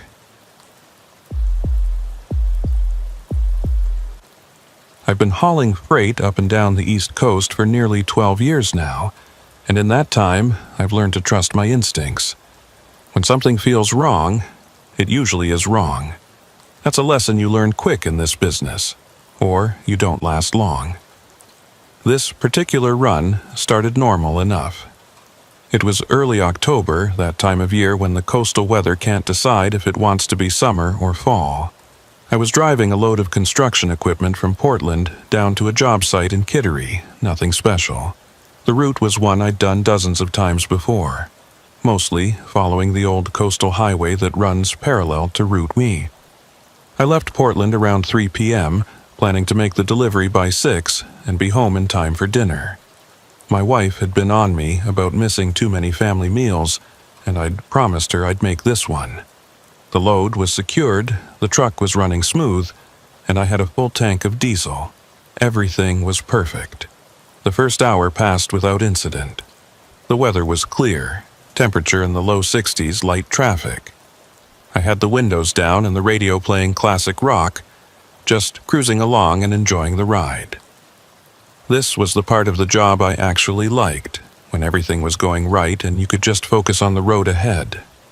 Around 4:30, I started looking for a place to grab coffee. There's a truck stop I usually hit about 40 miles south of Portland, right off the highway. Good coffee, clean bathrooms, and they don't give you grief about parking. But when I got there, the place was packed. Every parking spot taken, trucks lined up 3 deep at the fuel pumps. Some kind of convention or something must have been in town. I decided to skip it and push on. There were other places up ahead, smaller stops that the locals used. I could grab coffee at one of those and still make my delivery on time. That's when I saw the sign. It was old, faded, the kind of painted wood sign that looks like it's been standing since the 1960s. Harbor View Truck Stop, 2 miles. An arrow pointed down a side road that branched off to the right. I didn't remember seeing that sign before, but then again, I usually stopped at the regular place and never needed to look for alternatives. Maybe I'd just never noticed it. The side road looked paved and well-maintained, so I figured why not. 2 miles wasn't far, and a smaller stop would probably be less crowded. I took the turn and followed the road as it wound through a stretch of pine forest. The trees here grew thick and close, their branches forming a canopy overhead that blocked out most of the afternoon sun. The road was narrow, barely wide enough for 2 vehicles to pass, and there were no center lines painted on the asphalt. After about a mile, the trees thinned out, and I caught glimpses of water through the gaps. The ocean, I assumed, though the angle was wrong for where I thought I was. The road curved to follow the shoreline, and I could hear waves crashing against rocks somewhere below. Then I saw the truck stop. It sat in a clearing maybe 100 yards from the road, a low, cinder-block building with a rusted metal roof and a gravel parking lot. There were no other vehicles in sight. The windows were dark, and I couldn't see any lights on inside. But the sign out front said, Open 24 HRS, in red letters that were still clearly visible despite the weathering. And there was a Coca-Cola vending machine by the entrance that looked relatively new, its display panel glowing bright red in the fading light. I pulled into the parking lot, my tires crunching on the gravel. The place looked rough, but not abandoned. The building's paint was peeling and there were rust stains running down from the roof, but the lot was clear of debris and the front door looked intact. I parked and sat for a moment, looking the place over. Something about it felt off, though I couldn't put my finger on what exactly. Maybe it was just the isolation, the way it sat there alone in that clearing, with nothing else around for miles. Or maybe it was the silence. Even with my engine running, I couldn't hear anything. No traffic noise from the main road, no birds, nothing. I checked my watch, 4:47 p.m. I still had plenty of time to grab coffee and make my delivery. I killed the engine and stepped down from the cab. The air smelled like salt and seaweed, that distinctive ocean smell that's stronger in the fall when the water gets cold. The wind was picking up, blowing in off the water, and I could hear it whistling through the trees behind the building. But still, no other sounds. No voices, no music from inside. Nothing that suggested anyone was actually here. I walked across the gravel to the front door. There was a closed sign hanging in the window, but it was facing inward, which meant the place was supposed to be open. I pushed on the door and it swung inward easily, a small bell tinkling as I entered. The interior was dimly lit by sunlight filtering through dirty windows. It was a typical truck stop layout. A small convenience store area with a few aisles of snacks and supplies, a counter with an old cash register, and a coffee station along the back wall. Everything looked old but functional, like it had been here for decades without much updating. But something was wrong with the details. The merchandise on the shelves was arranged too neatly, too perfectly. The coffee station had 3 full pots sitting on the burners, steam rising from them like they'd just been brewed. The lights were off, but the coffee makers were on. "Hello?" I called out. My voice echoed strangely in the empty space. "Anybody here?" No response. I waited, listening, but there was no sound of movement from the back rooms. Nobody was here. The place was completely empty. I walked over to the coffee station, my boots squeaking on the linoleum floor. The coffee in the pots looked fresh, and when I held my hand over one of them, I could feel heat radiating from the burner. Someone had been here recently. They had to have been. I looked around for a bell or button to call for service, but there was nothing. The counter was empty except for the cash register and a small display of lighters and air fresheners. Behind it, I could see a doorway leading to what looked like a back office or storage area. "Hello?" I called again, louder this time. "Anyone back there?" Still nothing. I was starting to get that prickly feeling on the back of my neck, the one that tells you something isn't right. But I'd come this far, and I really did want that coffee. I grabbed a large cup and filled it from one of the pots. The coffee was hot and fresh, smelling rich and strong, perfect. I carried it to the counter and waited, expecting someone to emerge from the back. After a full minute of standing there, I called out one more time, "I need to pay for this coffee." Silence. I set a $5 bill on the counter, way more than enough for a cup of coffee, and turned to leave. That's when I noticed the logbook sitting on the counter next to the register. It was open to a page dated today, October 14th. There were several entries, all time-stamped earlier in the afternoon. Different truckers who'd stopped in, their company names and license plate numbers neatly recorded in blue ink. The handwriting was precise, almost mechanical in its uniformity. But what caught my eye was the last entry. It was dated 4:45 p.m., just a few minutes before I'd arrived. The company name was listed as Northway Logistics, and the license plate number was mine. I stared at it, my coffee forgotten in my hand. That wasn't possible. I'd never been here before. I'd never even heard of this place until I saw that sign 20 minutes ago. And yet there was my information, written in that same precise handwriting, as if I'd already stopped here and left. I flipped back through the pages looking at the earlier dates. October 13th, October 12th, going back weeks.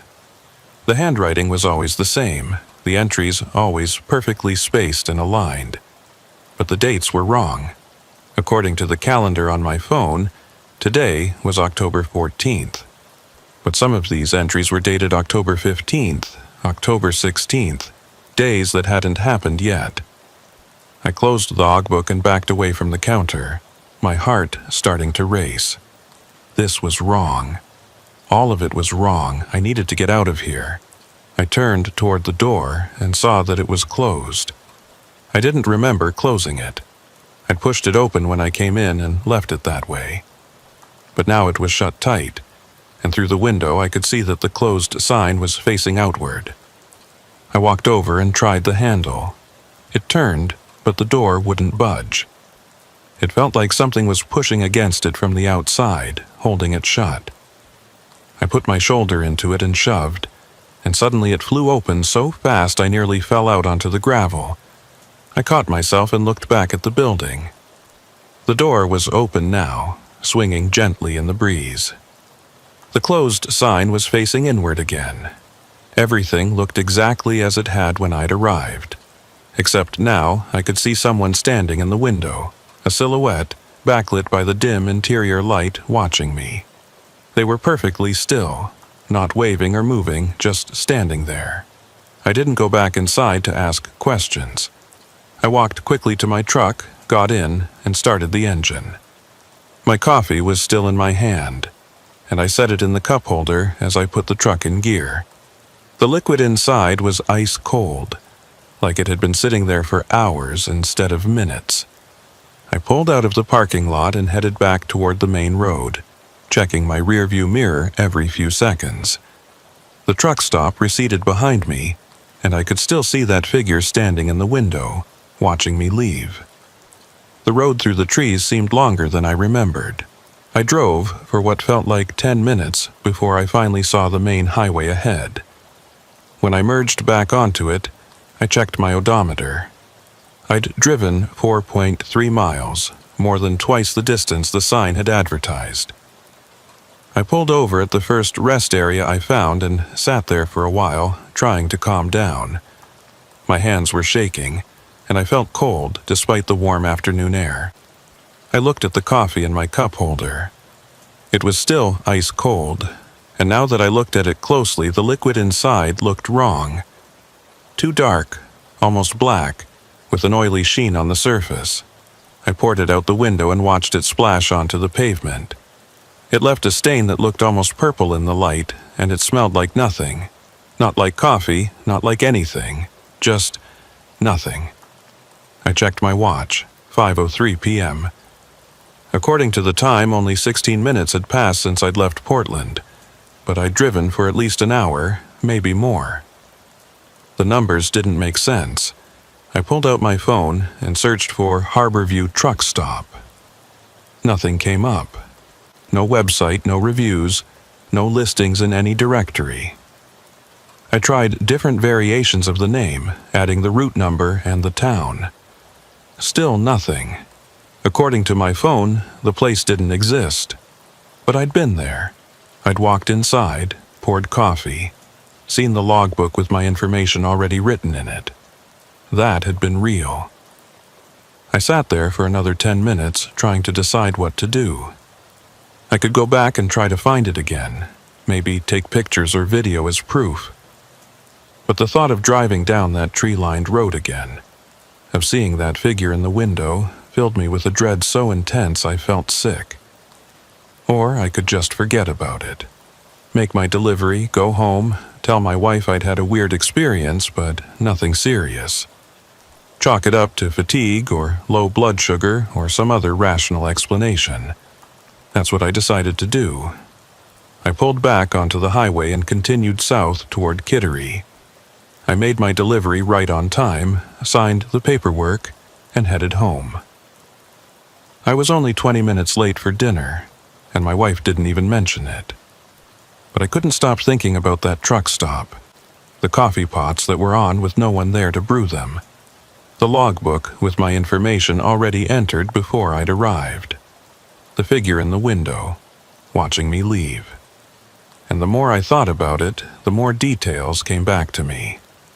Details I hadn't consciously noticed at the time, but that my brain had apparently recorded anyway, like the dust on the shelves.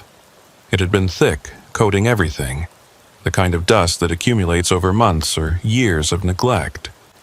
But the products themselves had been clean, like someone had wiped them down recently while leaving everything else untouched. Or the coffee pots. They'd been plugged into a power strip on the floor, not the wall outlets. And the power strip's light had been off, like it wasn't even turned on. So where was the electricity coming from to keep those burners hot? And the floor. I'd heard my boots squeaking on the linoleum, heard them clearly in the silence. But when I'd looked down, I'd been walking on carpet, old, stained carpet that didn't match the linoleum I'd seen when I first entered. These inconsistencies piled up in my mind, each one making the experience feel less like a simple misunderstanding and more like something fundamentally wrong. Like I'd stepped into a place that wasn't quite real, or that existed in some space between real and not real. I didn't sleep well that night. I kept dreaming about the truck stop, about walking through its aisles while that figure watched me from the window. In the dreams, I could see its face, or where its face should have been, but there was nothing there, just a smooth blank surface like a mannequin. The next morning, I told myself I was being ridiculous. It was just a weird, isolated truck stop that didn't have internet presence. Plenty of small businesses, especially old ones, didn't bother with websites or online listings. The logbook thing was probably just a coincidence. Maybe an old entry I'd misread in the dim light. And the figure in the window could have been anyone. The owner, another customer, a reflection of something outside. I had 3 more runs scheduled that week, all on different routes that didn't go anywhere near that coastal highway. I was grateful for that. I didn't want to see that sign again. Didn't want to be tempted to turn down that road and see if the place was still there. But on Friday, my dispatcher called with a last-minute job. Emergency run, double pay, had to go right away. The route took me past Portland, down the same coastal highway I'd driven the previous Monday. I thought about refusing it, making up an excuse, saying I wasn't feeling well or the truck needed maintenance, but the money was good, and we needed it. My daughter's college tuition was due next month and we were short. So I took the job. And I promised myself that I wouldn't look for that sign, wouldn't let my eyes wander to the side roads as I drove past. I'd stay focused on the highway, make my delivery, and come straight home. But of course, I looked. How could I not? As I approached the area where I thought I'd seen the sign, I found myself slowing down, scanning the roadside for that faded wooden marker. It wasn't there. The road was there. I recognized it by the distinctive curve and the thick stand of pines at the entrance, but there was no sign. Just an unmarked side road that could have led anywhere. I should have kept driving. Every rational thought in my head told me to keep going, to not turn down that road, to not look for something I'd be better off never finding. But I turned anyway. I don't know why. Curiosity, maybe. Or some compulsion I couldn't name. I just knew I had to see if it was still there, if any of it had been real. The road looked the same, winding through the trees, narrow and dark even in the midday sun. I drove slowly, watching the odometer, counting off the miles. 1 mile, 2 miles. The trees began to thin, and I could see water through the gaps. And there it was, the truck stop, sitting in that same clearing, looking exactly as I remembered it. The cinder block building with the rusted roof, the gravel lot, the vending machine glowing by the entrance. But this time, there were other vehicles in the lot. 3 trucks, all older models, all parked in a neat row facing the building. None of them had anyone in the cabs. They just sat there, empty and silent. I pulled in and parked next to them, leaving my engine running. I sat there for a long moment, staring at the building. The sign still said Open 24 HRS. The windows were still dark, and I could still feel that wrongness radiating from the place, like a frequency just below the range of hearing. I got out of my truck and walked over to one of the other vehicles. It was a 2003 Freightliner, covered in road dust but otherwise in good condition. I looked in the driver's side window. The cab was neat and clean, the keys still in the ignition.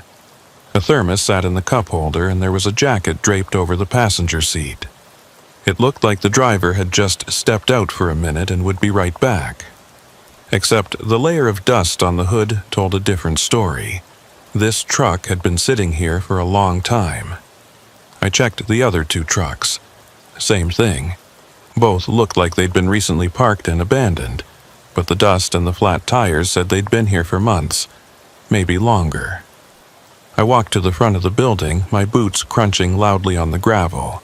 The sound seemed too loud in the unnatural silence. Even the wind had died down, leaving everything still and quiet.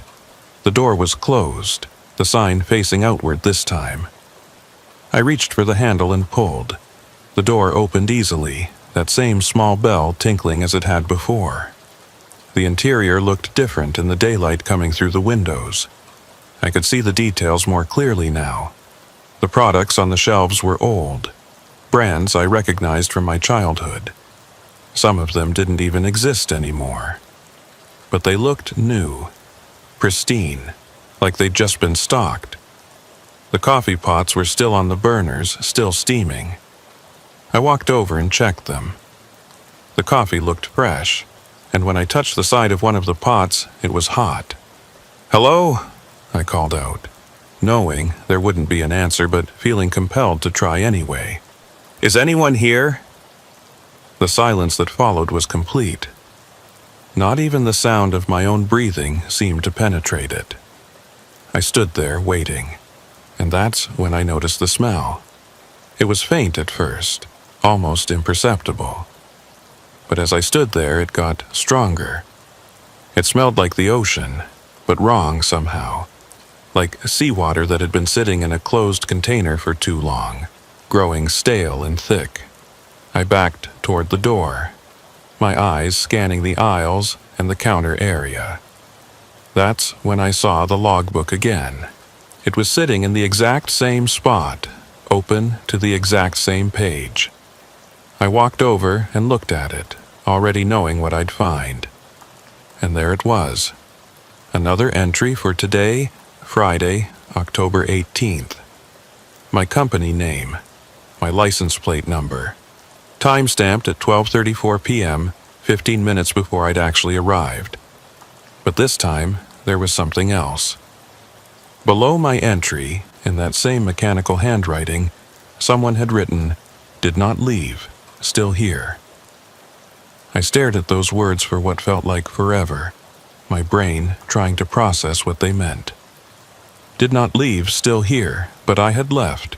I'd driven away on Monday, made it home safely, lived 4 normal days since then. I wasn't still here. Unless this entry wasn't about me, unless it was about someone else who'd stopped here. Someone who matched my vehicle description. Someone who hadn't made it out. I flipped through the logbook again, going back through the pages.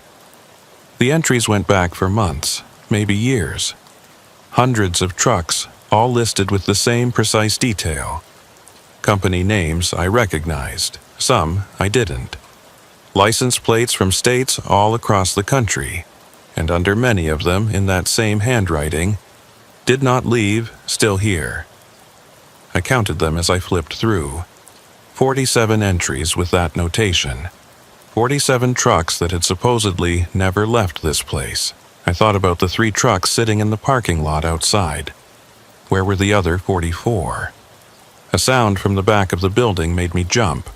It was faint, barely audible, but definitely real. a scraping sound like something being dragged across a floor. "Hello?" I called out, my voice shakier than I wanted it to be.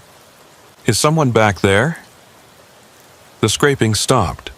Then came footsteps, slow and deliberate, coming from the back room toward the front counter. I backed away, putting the counter between myself and whatever was coming. A door I hadn't noticed before swung open, and a man emerged. He was old, maybe 70, with gray hair and a weathered face that looked like it had spent a lifetime in the sun. He was wearing work clothes, jeans, and a flannel shirt, both stained with oil and grease. He smiled when he saw me, a wide, friendly smile that didn't reach his eyes. "Sorry about that," he said, his voice rough and gravelly. "Was doing inventory in the back. Didn't hear you come in." I stared at him, trying to reconcile his appearance with the abandoned feeling of the place. I called out," I said, "several times." "These old ears don't work like they used to," he said, tapping the side of his head. "What can I do for you?" "I just wanted coffee," I said, even though that wasn't true anymore. What I wanted was to leave, to get back in my truck and never come near this place again. But I was just leaving.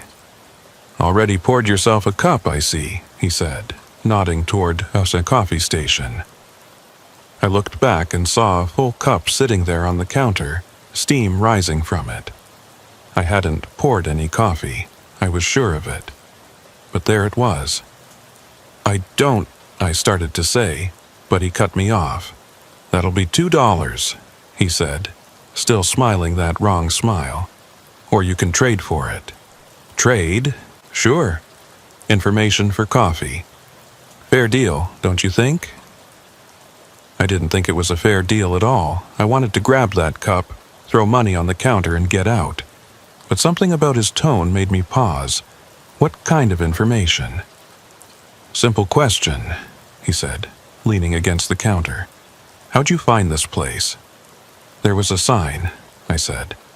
"On the main highway, 2 miles back." He nodded slowly, like I'd confirmed something he already knew. "And you came here before, didn't you? Earlier this week?" "Monday," I admitted. "But I left. I made it home fine." "Did you?" he asked, and there was something in his voice that made my blood run cold. "Are you sure about that?" "Of course I'm sure. I've been working all week, making deliveries, spending time with my family." "Have you talked to them?" he interrupted. "Your family, I mean. Have you actually talked to them, or have you just gone through the motions?" I started to answer, to tell him that, of course, I'd talked to them, but the words stuck in my throat. Because, now that I thought about it, I couldn't remember any specific conversations from the past 4 days. I remembered being home, eating dinner, watching TV. But when I tried to recall what my wife had said, what my daughter had talked about, there was just nothing. Blank spaces where the details should have been. "I talk to them every day," I said, but my voice sounded uncertain even to my own ears. "Do you?" he asked. "Or do you just remember talking to them?" Memory's a funny thing, friend. Sometimes we remember what we want to remember, not what actually happened. "What are you saying?" I demanded, anger mixing with my fear. "That I've been here for 4 days? That's insane. My truck's been moving. I've made deliveries. Have you?" He reached under the counter and pulled out a clipboard. "Because according to your company's dispatch logs, you haven't checked in since Monday afternoon. They've been trying to reach you for 4 days. They've got you listed as missing." He turned the clipboard around so I could see it. It was a printout of dispatch records, and there was my name at the top. The last entry was dated October 14th, 3:47 p.m., right around the time I'd first pulled into this parking lot. "That's not possible," I said, but I was already pulling out my phone to check. The screen showed Friday, October 18th, 12:47 p.m. I'd gotten the emergency dispatch call at 11:30, started driving at noon. The timeline made sense. Except when I checked my call log, there was no record of the dispatcher calling. In fact, there were no calls at all for the past 4 days. No texts either. My phone showed me as having no signal, no connection, since Monday afternoon. "This doesn't make sense," I whispered, staring at the phone. "This place doesn't work like the outside world," the old man said, his smile finally fading. "Time moves different here. Sometimes faster, sometimes slower. Sometimes it doesn't move at all." "What is this place?" I asked. "It's a truck stop," he said simply. "Been here since 1962. I've been running it for, well, I don't rightly remember how long anymore. 40 years? 50? It all runs together after a while." "And the other drivers?" I gestured toward the logbook. "The ones who didn't leave?" "They're still here," he said. "Most of them, anyway. Some figured it out eventually, found their way back out. But most of them—" He trailed off, looking past me toward the windows. "Most of them are still looking." I followed his gaze and saw them. Figures moving in the tree line beyond the parking lot, barely visible in the shadows. They moved slowly, purposefully, like they were searching for something they'd lost. "What are they looking for?" I asked, though I already knew the answer. "The way out," he said. "They know the road's there somewhere. Know it has to be. But every time they find it, it just leads them back here. After a while, they stop trying. They just wander, waiting. Waiting for what? For someone to take their place, I suppose. That's how it works. Someone comes in, someone gets to leave. The place needs to stay balanced." He looked at me appraisingly. "You came back on your own. Most don't do that. Most run away after the first visit and never return. But you came back." "I wanted to see if it was real," I said.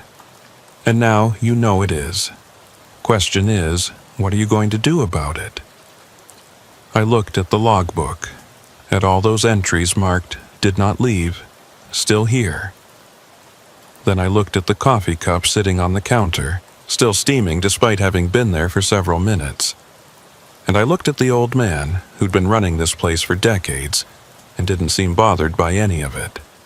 "I'm going to leave," I said. "I'm going to get in my truck and drive away, and I'm never coming back."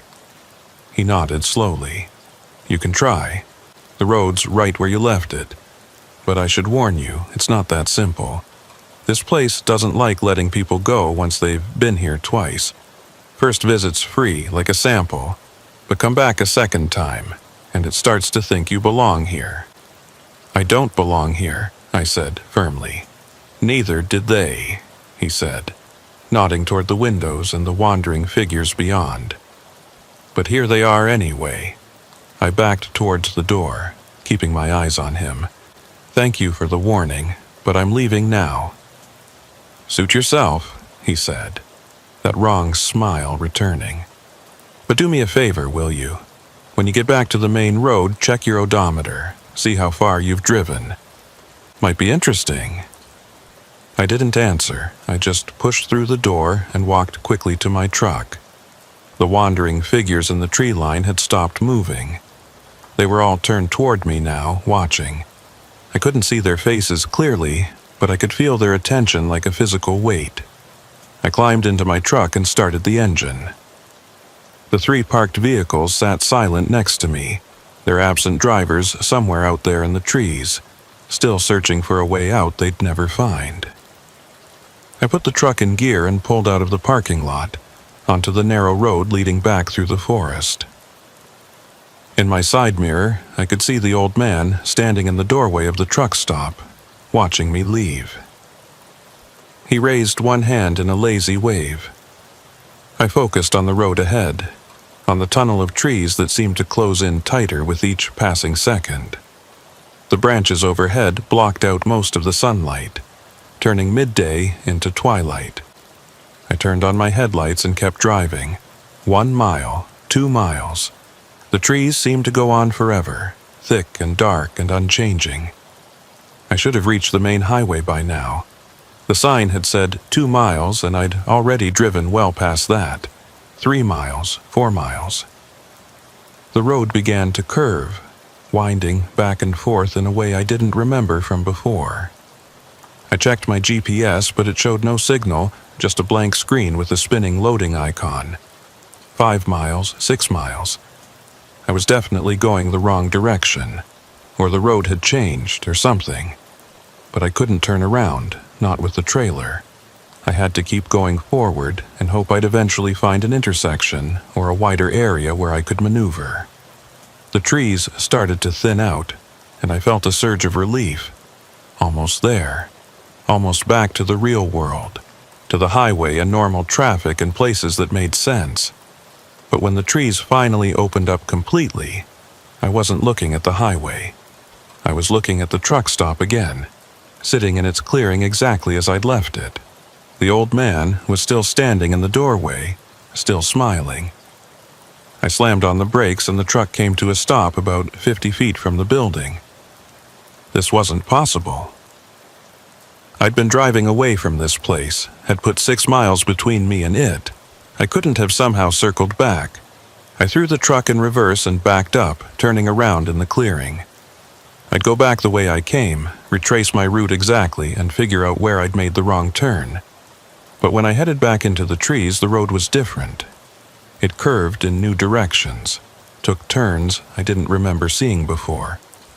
And no matter which direction I chose, no matter how many times I tried to navigate my way out, I always ended up back at that clearing, back at that truck stop, with the old man watching me from the doorway. After the 4th attempt, I gave up. I parked in the lot next to the other trucks and just sat there, my hands shaking on the steering wheel. The fuel gauge showed 3/4 of a tank. I had enough diesel to keep trying, to keep searching for a way out. But the sun was setting now, even though my phone still showed it was only early afternoon. The shadows were growing longer, darker, and those wandering figures in the trees were getting harder to see as they blended with the gloom. I thought about the old man's words. Someone comes in, someone gets to leave. Was that true? Was there really a way out, but only if someone else took my place? And if so, how was I supposed to make that happen? Wait here until another driver showed up and trick them into staying? The thought made me sick. But the alternative, wandering in those trees forever, searching for a road that kept leading back to the same place, seemed worse. I got out of the truck and walked back to the building. The old man had gone inside, but I could see him through the window, standing behind the counter like he was waiting for me. I pushed open the door, and he looked up with that same smile. "Back so soon? How do I get out?" I asked directly. "What do I have to do?" "I told you," he said. "Someone has to take your place. That's the rule. But there's no one else here, just those—" I gestured toward the windows. "Those things in the trees. They were drivers once," he said. "Just like you. Just like me. They couldn't find their way out, so they stayed. After a while, they forgot what they were looking for. Now they just wander. And you? How long have you been here?" He thought about it for a moment. "I came here in 1973. Stopped for coffee just like you. Tried to leave. Couldn't find the road. Eventually, I gave up trying. The previous owner offered me a job and I took it.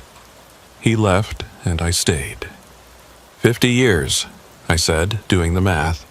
You've been here for 50 years. Has it been that long?" He seemed genuinely surprised. Like I said, time moves different here. Some days feel like years, some years feel like days. After a while, you stop keeping track. But you could leave. If someone took your place, you could leave right now. He nodded slowly. I could. But where would I go? Everyone I knew is gone. The world's moved on without me. What would be the point? The point would be that you'd be free, I said. He laughed, a dry, rattling sound. Free to what? Wander around a world I don't understand anymore, looking for a life that doesn't exist. At least here, I have a purpose. I run the shop, I keep the coffee brewing, I wait for the next driver who gets lost and ends up here. It's not much, but it's something. That's insane, I said. Maybe, he agreed. But it's my insanity. I've made peace with it. He looked at me closely. Question is, can you make peace with yours? I didn't answer.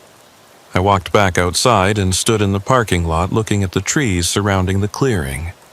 Somewhere in there was a road, a way back to the real world. It had to exist. I'd driven it to get here. I just needed to find it again. I went back to my truck and grabbed a flashlight and a can of spray paint from the toolbox. If the road kept changing, I'd mark it. I'd leave signs so I could track where I'd been and avoid going in circles. The old man watched me from the window as I walked towards the tree line, toward the spot where the road entered the forest. I clicked on the flashlight and stepped into the shadows, spray painting an X on the first tree I passed. The road wound through the trees, and I marked every turn with an X. Left turn, X on the right. Right turn, X on the left. Straight sections, X every 100 yards. I'd create a map, a trail of breadcrumbs that would show me the way out. But after an hour of walking, of marking trees and trying to memorize the pattern of the road, I found myself back at the clearing. I hadn't turned around, hadn't doubled back. I'd walked in what should have been a straight line. But there I was, back where I'd started. And every tree I'd marked with an X was gone. The paint marks had vanished, like they'd never existed.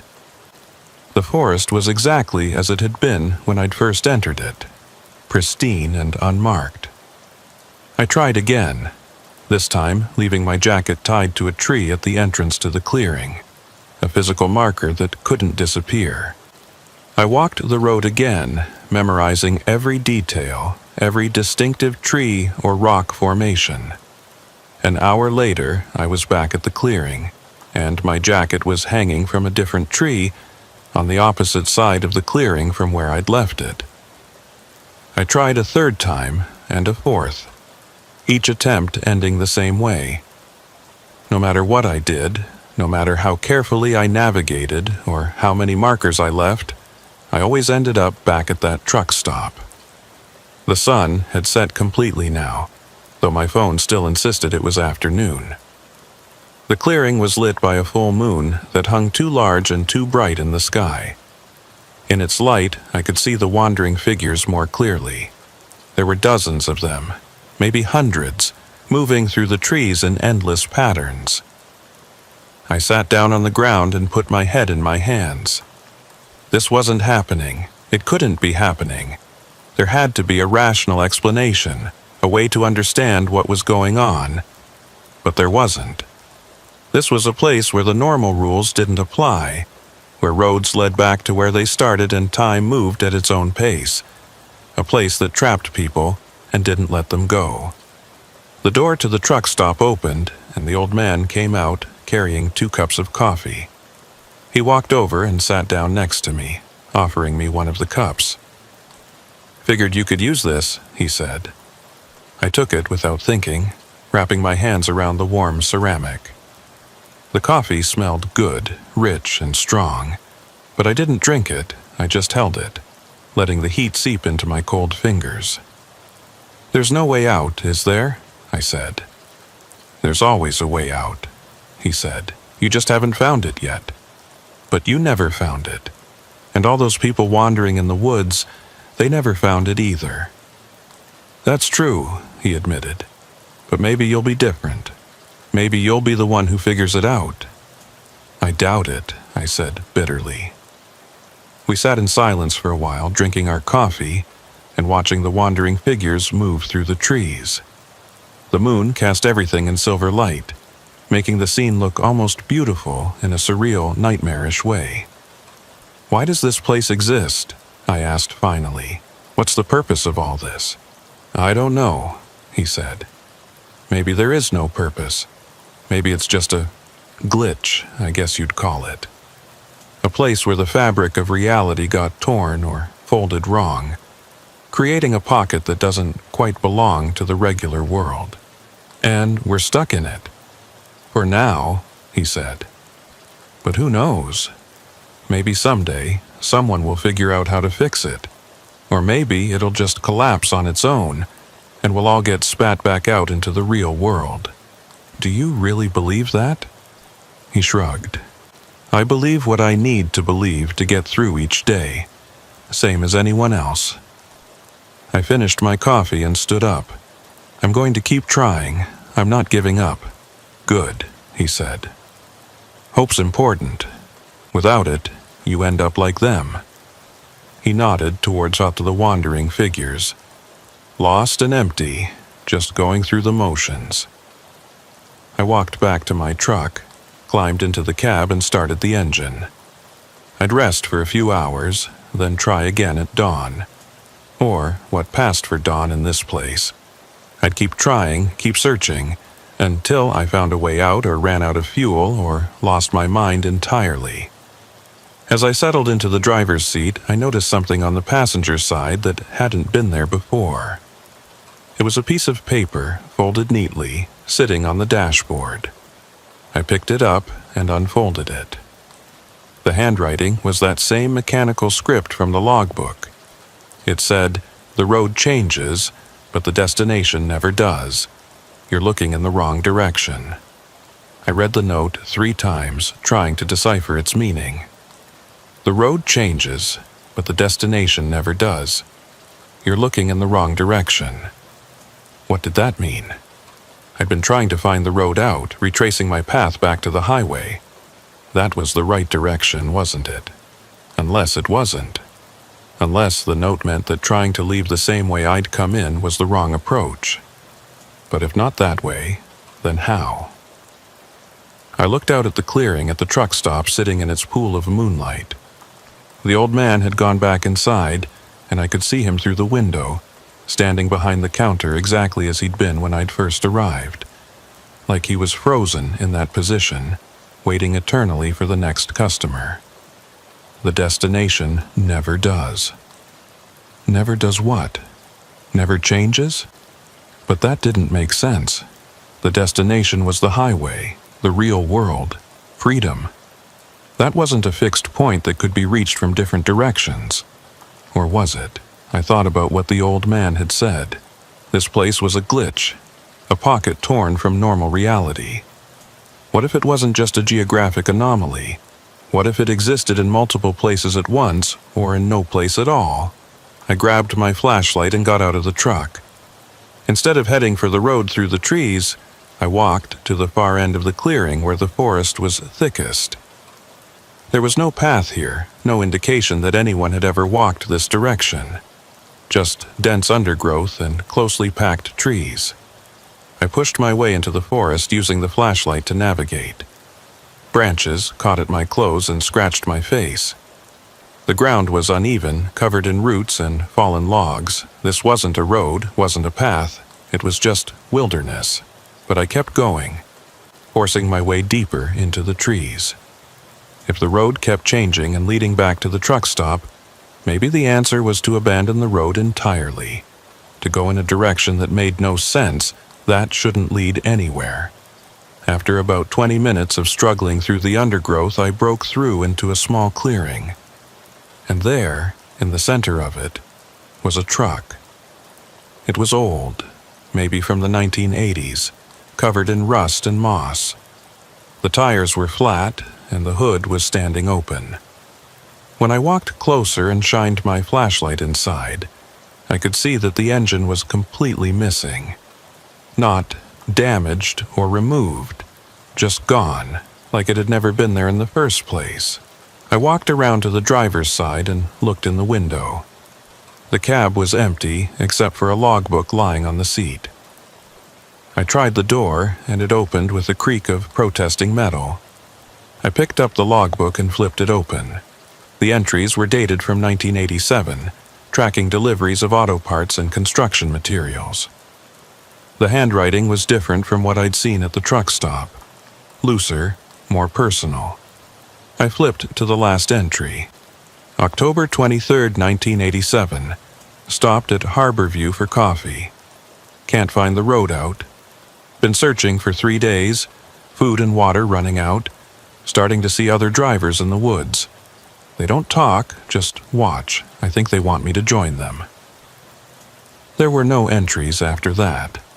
I set the logbook back on the seat and backed away from the truck. This driver had been trapped here for days, maybe weeks. Before, what? Dying? Becoming one of those wandering figures? I continued through the woods, and after another 10 minutes, I found another truck. This one was newer, probably from the early 2000s. Same story, empty cab, logbook with desperate final entries, no sign of the driver. Over the next hour, I found 6 more trucks, all abandoned, all with logbooks that told the same story. Drivers who'd stopped at Harborview, couldn't find the way out, and eventually gave up or ran out of supplies or lost their minds. But none of them had tried this direction. According to their logbooks, they'd all stayed on the road, trying to navigate their way out through the forest paths. None of them had thought to abandon the road entirely and strike out through the wilderness. Maybe that was the key. Maybe the place could only trap you if you played by its rules, if you stuck to the roads and paths it provided. But if you went in a direction it didn't expect, through terrain it hadn't mapped out, maybe you could break free. I pushed on, moving in what I hoped was a straight line away from the truck stop. The terrain got rougher, steeper. I climbed over fallen logs and ducked under low-hanging branches. My clothes were torn and I was covered in scratches, but I didn't care. I was moving in a direction that felt right, that felt like progress. Then I heard the ocean. The distant crash of waves against rocks, growing louder as I walked. I was getting close to the coast, to the edge of whatever pocket dimension this was. If I could reach the water, maybe I could follow the shoreline to a real road, a real town. I broke through the tree line and found myself standing on a cliff overlooking the ocean. The moon was huge overhead, turning the water silver. The waves crashed against the rocks below, sending up spray that glittered in the light. But something was wrong with the water. It wasn't moving right. The waves were too regular, too perfect, like they were on a loop. And when I looked closely, I could see that the spray wasn't falling back down. It was hanging in the air, frozen mid-flight, like someone had pressed pause on reality. I walked along the cliff edge, looking for a way down. There had to be a beach somewhere, a place where I could reach the water. But the cliff just went on, uniform and unbroken, stretching in both directions as far as I could see. I walked for what felt like hours, the cliff unchanging beside me. And then, without warning, I was back at the clearing. The truck stop sat in its pool of moonlight, exactly as I'd left it. I'd walked in a straight line away from this place and somehow ended up right back where I'd started. I stood there, breathing hard, trying to understand. It was like the clearing was the center of a sphere, and no matter which direction you traveled, you always curved back to the middle. There was no edge, no boundary, no way out. The door to the truck stop opened, and the old man emerged. He walked over to me, not hurrying, like he had all the time in the world. Which, I suppose, he did. "Found the cliffs, did you?" he asked. "The water's frozen," I said. "The waves aren't moving." "They are, just slower than you can perceive. Time works different at the edges. You could stand there and watch for a year, and you'd see one wave complete its cycle. How is that possible?" "It's not," he said, simply. "That's the point. This place isn't possible. It doesn't obey the rules of the reality you came from, so trying to navigate it using those rules won't work. Then how do I get out? I demanded, my frustration boiling over. You said someone comes in, someone gets to leave, but there's nobody else here. Just you and me and those things in the woods. That's not entirely true, he said. There's always someone coming. You just have to wait for them. How long? Hours? Days? Years? He shrugged. Depends. Sometimes a truck comes through every few days. Sometimes it's months between visits. No way to predict it. I wanted to scream, to rage at the unfairness of it all. But what good would that do? This place didn't care about fairness. It didn't care about anything. I walked back to my truck and sat in the cab, thinking. The old man had said he'd been here since 1973, 50 years. He'd taken over from whoever was running the place before him, and that person had presumably gotten out. So there was a pattern, a system. You get trapped, you wait for the next person, you leave. But I couldn't wait 50 years. I couldn't even wait 50 days. My family would think I was dead. They'd move on, build lives without me. My daughter would grow up without a father. My wife would remarry. Everything I cared about would slip away while I was stuck in this pocket dimension, brewing coffee and waiting for the next lost driver. There had to be another way.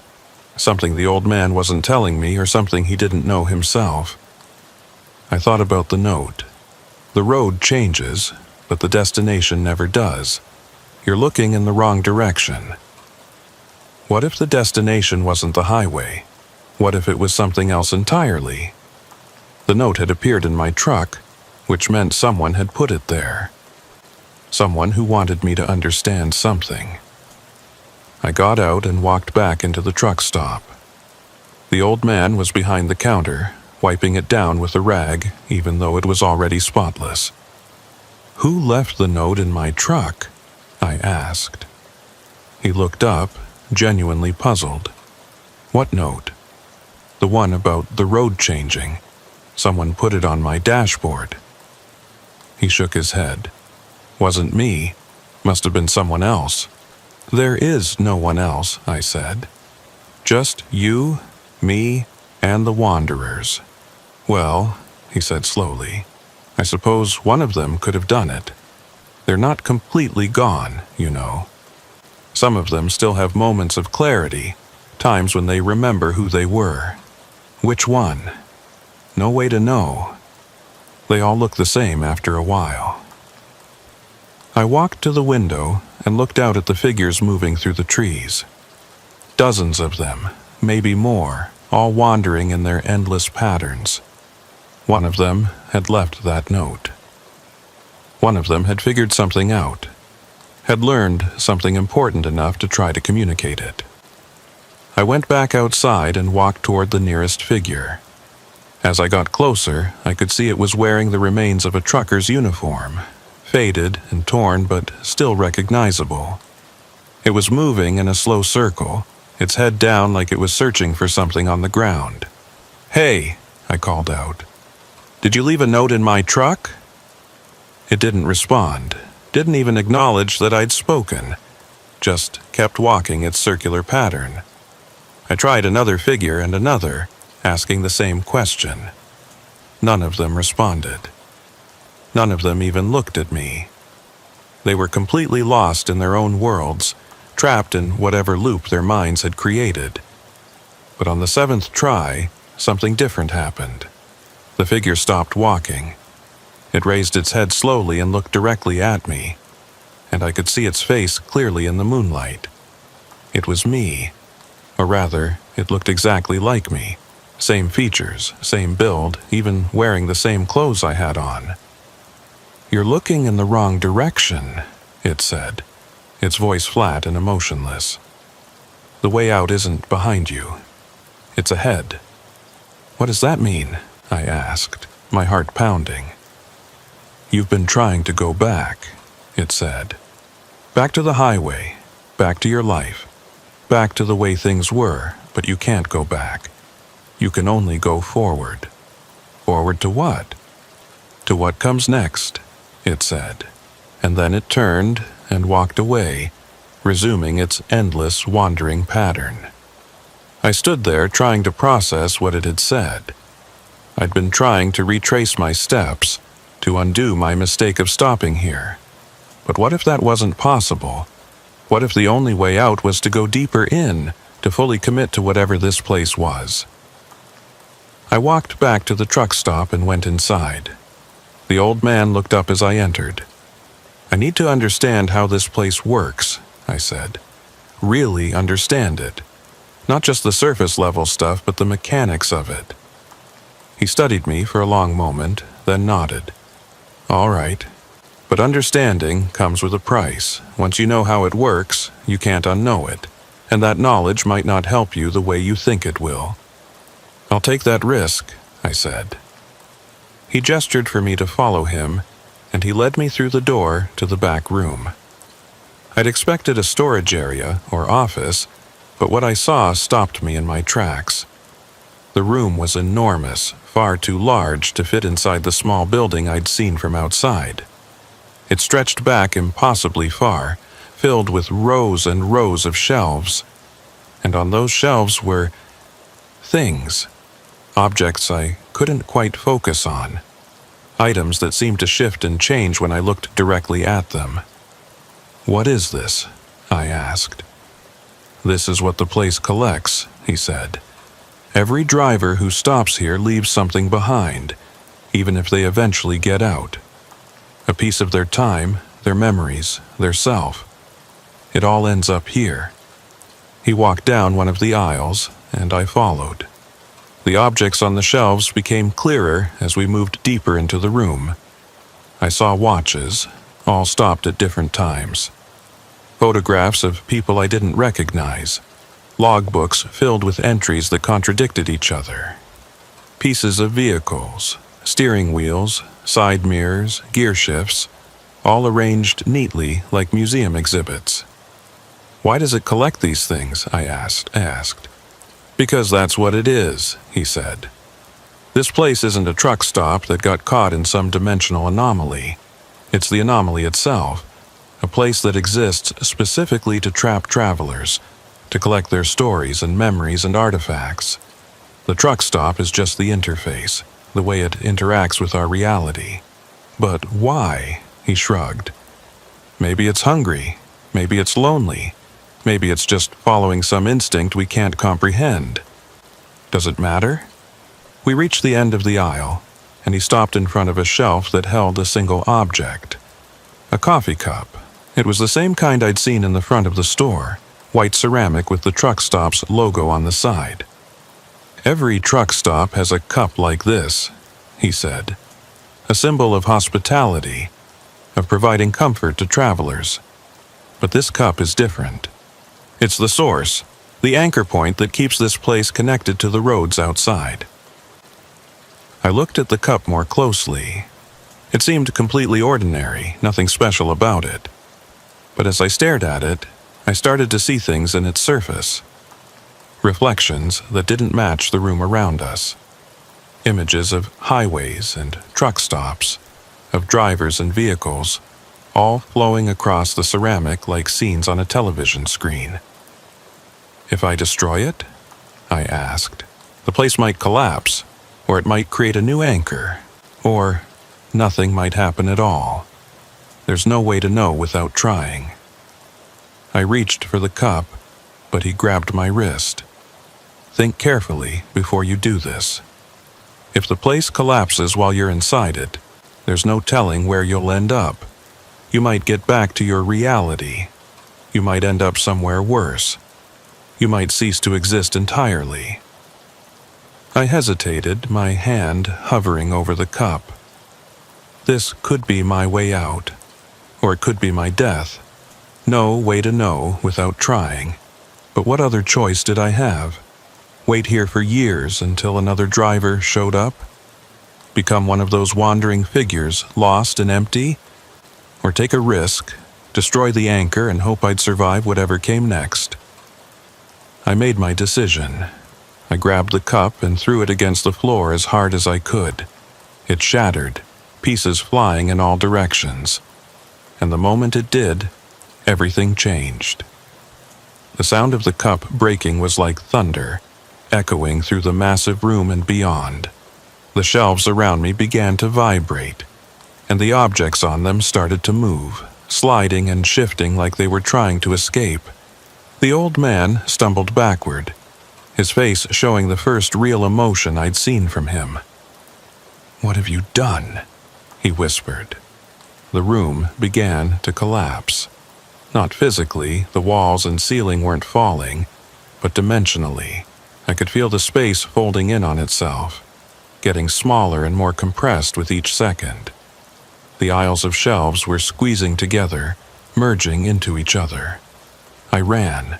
I didn't know where I was going, just away from the collapsing space. The old man was shouting something behind me, but I couldn't make out the words over the sound of reality tearing apart. I burst through the door, back into the front of the truck stop.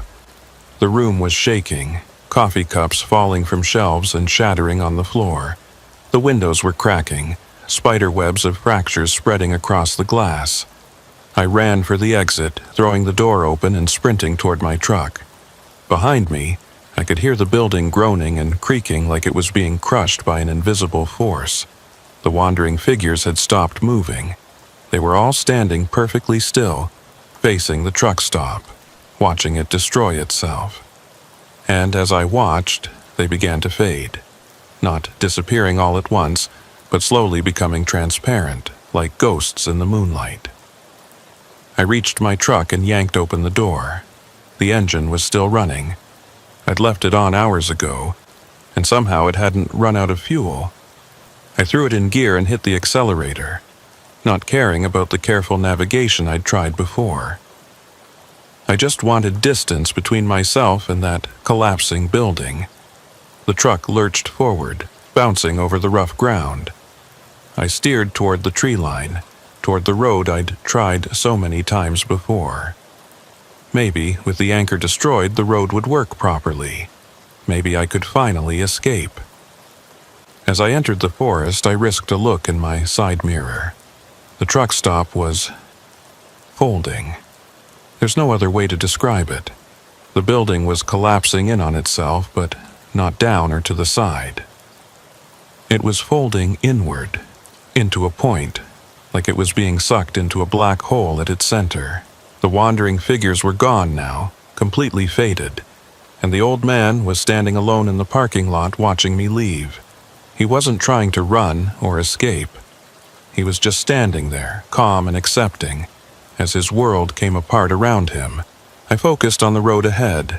The trees were racing past, and for the first time they looked different with each passing second. Not the same endless repetition I'd seen before, but actual progress. I was moving forward, really moving. The road began to straighten out, and I could see light ahead. Real sunlight, not the impossible moonlight that had lit the clearing. I pressed harder on the accelerator, the truck shaking with the speed. And then I was through. The trees opened up, and I was on the main highway, with the normal traffic flowing around me. Cars honked as I merged roughly into the lane, but I didn't care. I was out. I was back in the real world. I drove for another 10 miles before I trusted myself to pull over. I parked at a rest area and sat there, hands shaking, breathing hard. I checked my phone. It showed Friday, October 18th, 1:34 p.m. Less than 2 hours had passed since I'd taken the emergency dispatch call. But that couldn't be right. I'd been at that truck stop for hours, maybe days. I'd wandered through the forest, found abandoned trucks, talked to the old man. All of that couldn't have happened in 2 hours. I called my dispatcher. He answered on the second ring, sounding annoyed. "Where the hell have you been? You were supposed to check in an hour ago." "I got lost," I said. "Took a wrong turn." "Well, get unlost and make your delivery. You're already behind schedule." I looked at the delivery order on my phone. Kittery, same as before. I checked my GPS and found I was only about 20 miles away. I I could still make it. I pulled back onto the highway and drove to the delivery site, my mind churning. Had any of it been real? Or had I experienced some kind of fugue state? A hallucination brought on by stress or fatigue? But I could still feel the scratches on my face from pushing through the undergrowth. My clothes were torn in places they hadn't been before. And when I checked my pockets, I found pieces of broken ceramic, fragments of the cup I'd destroyed. I made the delivery and signed the paperwork. The warehouse manager commented on my appearance, asked if I was okay. I told him I'd had a rough drive, which was true enough.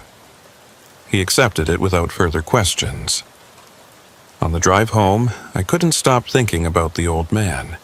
Had he survived the collapse? Was he still trapped in whatever remained of that place? Or had he finally been released, set free after 50 years? I tried searching for the truck stop again on my phone. Still nothing. No listings, no reviews, no mention of it anywhere online. I searched for the other drivers I'd found in the forest, the ones whose logbooks I'd read. Some of them appeared in missing persons databases, truckers who'd disappeared on coastal runs decades ago.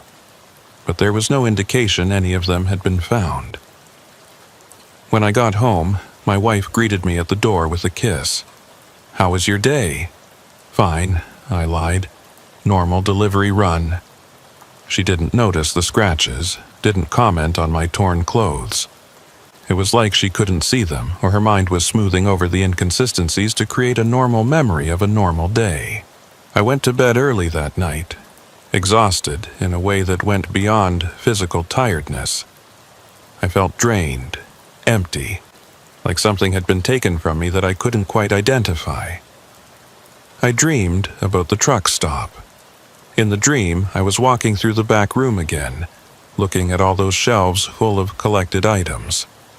But this time I saw something I'd missed before.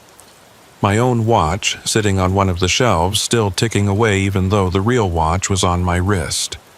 The old man was there too, reorganizing the shelves like nothing had happened. When he saw me, he smiled that wrong smile and said, "You can't destroy what doesn't exist in the first place. You can only change its form." I woke up, gasping, my heart racing. It was 3:47 a.m. I got out of bed and went to the bathroom, splashing cold water on my face. In the mirror, I could see the scratches on my cheeks and forehead were gone. My clothes, which I'd left in a torn pile in the corner, were neatly folded and undamaged. It was like the whole thing had been erased, reality rewriting itself to remove the evidence. But I remembered all of it. Over the next few weeks, I kept expecting something to happen. A call from the old man, or seeing the wandering figures in the woods along other highways, or finding that truck stop sign on a different road. But nothing came. Life went back to normal, deliveries and dinners and the ordinary routine of existence. Except, I started noticing things, small inconsistencies that most people wouldn't catch. The way time seemed to skip occasionally, jumping forward a few seconds without anyone else noticing. The way certain roads looked different each time I drove them, even though they shouldn't change. The way my logbook sometimes had entries I didn't remember writing. I mentioned it to other truckers at a rest stop one night. Casual, just making conversation. One of them, an older guy named Briggs who'd been driving for 30 years, gave me a strange look. "You been to Harborview?" he asked quietly. My blood ran cold. "You know about it?" He nodded slowly. "Stopped there once, back in night 8. Managed to get out, but it took me 3 days. When I finally made it back to the real world, only an hour had passed." He leaned in closer. "It changes you, that place. Once you've been there, you're never quite the same. You see the cracks in reality that normal people don't notice. Are there others?" I asked. "Other places like it?" "Dozens," he said, "maybe hundreds. They're everywhere if you know what to look for. Truck stops that don't appear on any map. Rest areas that only exist on certain nights. roads that lead somewhere they shouldn't. He finished his coffee and stood up. My advice? Don't look for them. And if you accidentally find one, drive past it. Don't stop, don't go inside, don't engage with it in any way. But you stopped at Harborview, I pointed out. Yeah, he said, and I've regretted it every day since. He walked away without saying goodbye. I thought about his words as I continued my route. Don't look for them. Good advice, probably. But I couldn't help wondering about those other places, those cracks in reality. Were they all like Harborview? Were there drivers trapped in them, waiting for someone to take their place? A month after my experience, I was driving through Vermont on a night run when I saw a sign. Harborview Truck Stop, 2 miles. The same faded wooden sign, the same arrow pointing down a side road. I slowed down, my heart pounding. This was impossible. I'd destroyed the anchor, watched the place collapse. It shouldn't exist anymore. But there was the sign, as real and solid as anything else. I pulled over and sat there, staring at it. I could keep driving. I could pretend I hadn't seen it. Or I could turn down that road and see if the truck stop was really there. I thought about the old man, about the wandering figures, about all those drivers whose logbooks I'd read, about Briggs, who'd spent 25 years regretting a single stop for coffee. I put the truck in gear and drove past the sign without turning. Whatever was down that road, I didn't need to see it again. Let someone else find it. Let someone else deal with whatever had reformed itself after I'd tried to destroy it. But as I drove away, I couldn't shake the feeling that I'd made a mistake. That I should have gone back, should have finished what I'd started. That somewhere in that impossible space, the old man was still standing behind the counter, still smiling his wrong smile, still waiting for the next driver who'd make the mistake of stopping. And maybe, just maybe, that driver would be the one to truly end it. To find the real way out, not just for themselves, but for everyone who'd ever gotten trapped there. Or maybe the place couldn't be destroyed. Maybe it was eternal, reshaping itself whenever someone tried to end it, adapting and surviving like some kind of dimensional parasite. I don't know. I'll probably never know. All I can do is keep driving, keep making my deliveries, and try not to think about what might be waiting down the next unmarked road. But sometimes, late at night when I'm alone on an empty highway, I see things in my peripheral vision. Figures standing at the edge of the road, watching. Buildings that shouldn't be there. Signs that point to places that don't exist. And every time I see them, I have to make a choice. Stop and investigate, or keep driving and pretend I saw nothing. So far, I've always chosen to keep driving. But I know that someday, curiosity or compulsion or simple bad luck will make me stop. And when that happens, I'll find out if the old man was right. You can't destroy what doesn't exist in the first place. You can only change its form. I still have the pieces of that broken cup in my pocket. I carry them everywhere, a reminder of what I found and what I tried to do.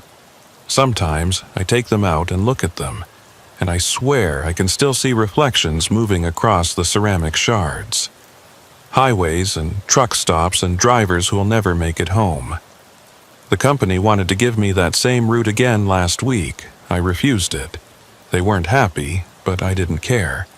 I'm not going back to Vermont, not driving that highway, not giving myself the opportunity to see that sign again. Because I know if I see it, I won't be able to resist. I'll turn down that road, pull into that parking lot, walk into that building. And maybe this time I won't get out. Maybe this time I'll be the one standing behind the counter, smiling that wrong smile, waiting for the next lost driver who needs a cup of coffee. Maybe I already am. Sometimes I'm not sure. The days blur together, deliveries and rest stops, and endless miles of highway. My wife asks me questions, and I answer them, but I can't always remember the conversations afterward.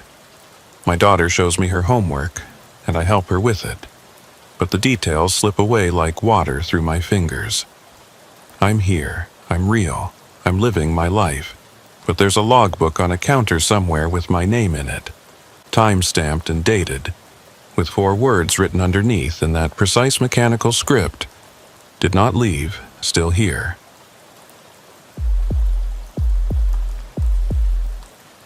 The weather report said the storm would miss us. Clear skies all the way to Bangor, the dispatcher said at 6 a.m. He was wrong. My name is Cole Hartley, and I haul refrigerated goods up the northeastern coast. 8 years of driving trucks has taught me to trust my gut over forecasts. I should have listened to that instinct. This run was simple. Frozen seafood from Portland to Bangor. 200 miles on I-95, done it dozens of times. Load up at 7 a.m., deliver by 11, home by dinner. The first hour went perfectly. Then, 20 miles south of Augusta, dark clouds rolled in from the east. Not gradual overcast, but a solid wall of storm racing toward me. I called dispatch. Thought you said the storm was tracking east. Radar shows it over the ocean, heading away from the coast, he said. Must be a glitch. 10 minutes later, the blizzard hit. Heavy, wet snow reducing visibility to almost nothing. I slowed to 30 miles per hour, but kept moving. The delivery deadline was 2 p.m. That's when I saw the sign. I-95 north closed ahead. Detour. Electronic message board, arrow pointing to an exit ramp. I took it, following the signs onto Route 3. The snow intensified, wind pushing the truck, making me fight the wheel. After 30 minutes, I realized something was wrong. The signs were leading me east toward the coast, not north to Bangor. My GPS showed Route 3 heading north. My compass said I was going east. No phone signal. The detour signs kept appearing, guiding me along a coastal route. I followed because turning around with a 53-foot trailer in a blizzard wasn't an option. Through the snow, I glimpsed the ocean to my right. Massive waves crashed against the shore, spray freezing midair into strange ice formations. After an hour, I saw another truck ahead, moving slowly through the storm. Relief flooded through me. I wasn't alone. I sped up to catch it, but no matter how fast I went, the distance remained constant. It was like we were magnetically locked at exactly the same interval. Then I noticed the tire tracks. Too fresh, too clear, despite the heavy snowfall that should have been covering them. The patterns were too perfect, the edges too sharp. I watched them curve with the road, following its path, and then, impossibly, they just ended. Right in the middle of a straight section, the tracks stopped. Not like the truck had turned off. They just terminated, as if the vehicle had been lifted straight into the air. I pulled over, staring at where the tracks ended. The truck ahead had vanished. The road stretched empty into the white curtain of snow, but there was nowhere it could have gone. No turnoffs, no side roads, just those tracks ending in the middle of the highway. I sat there, engine idling, trying to make sense of what I'd seen. Tire tracks didn't just disappear. There had to be an explanation. Wind coverage. Distance miscalculation.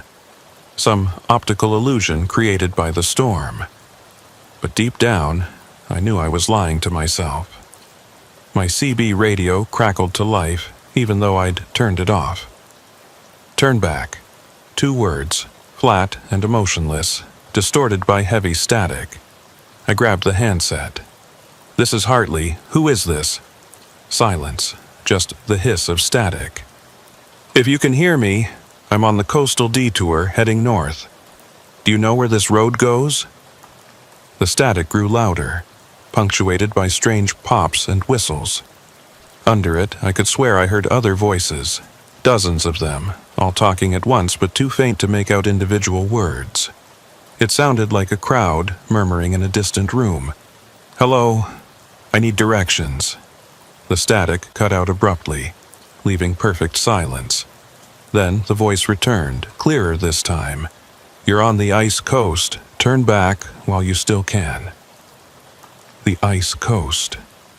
I'd never heard of it, but the name sent a chill down my spine. I can't turn back. The road's too narrow. No delivery is worth this. Turn back. Who are you? How do you know about the road? But there was no answer. Just that hissing static again, gradually fading until the CB was completely silent.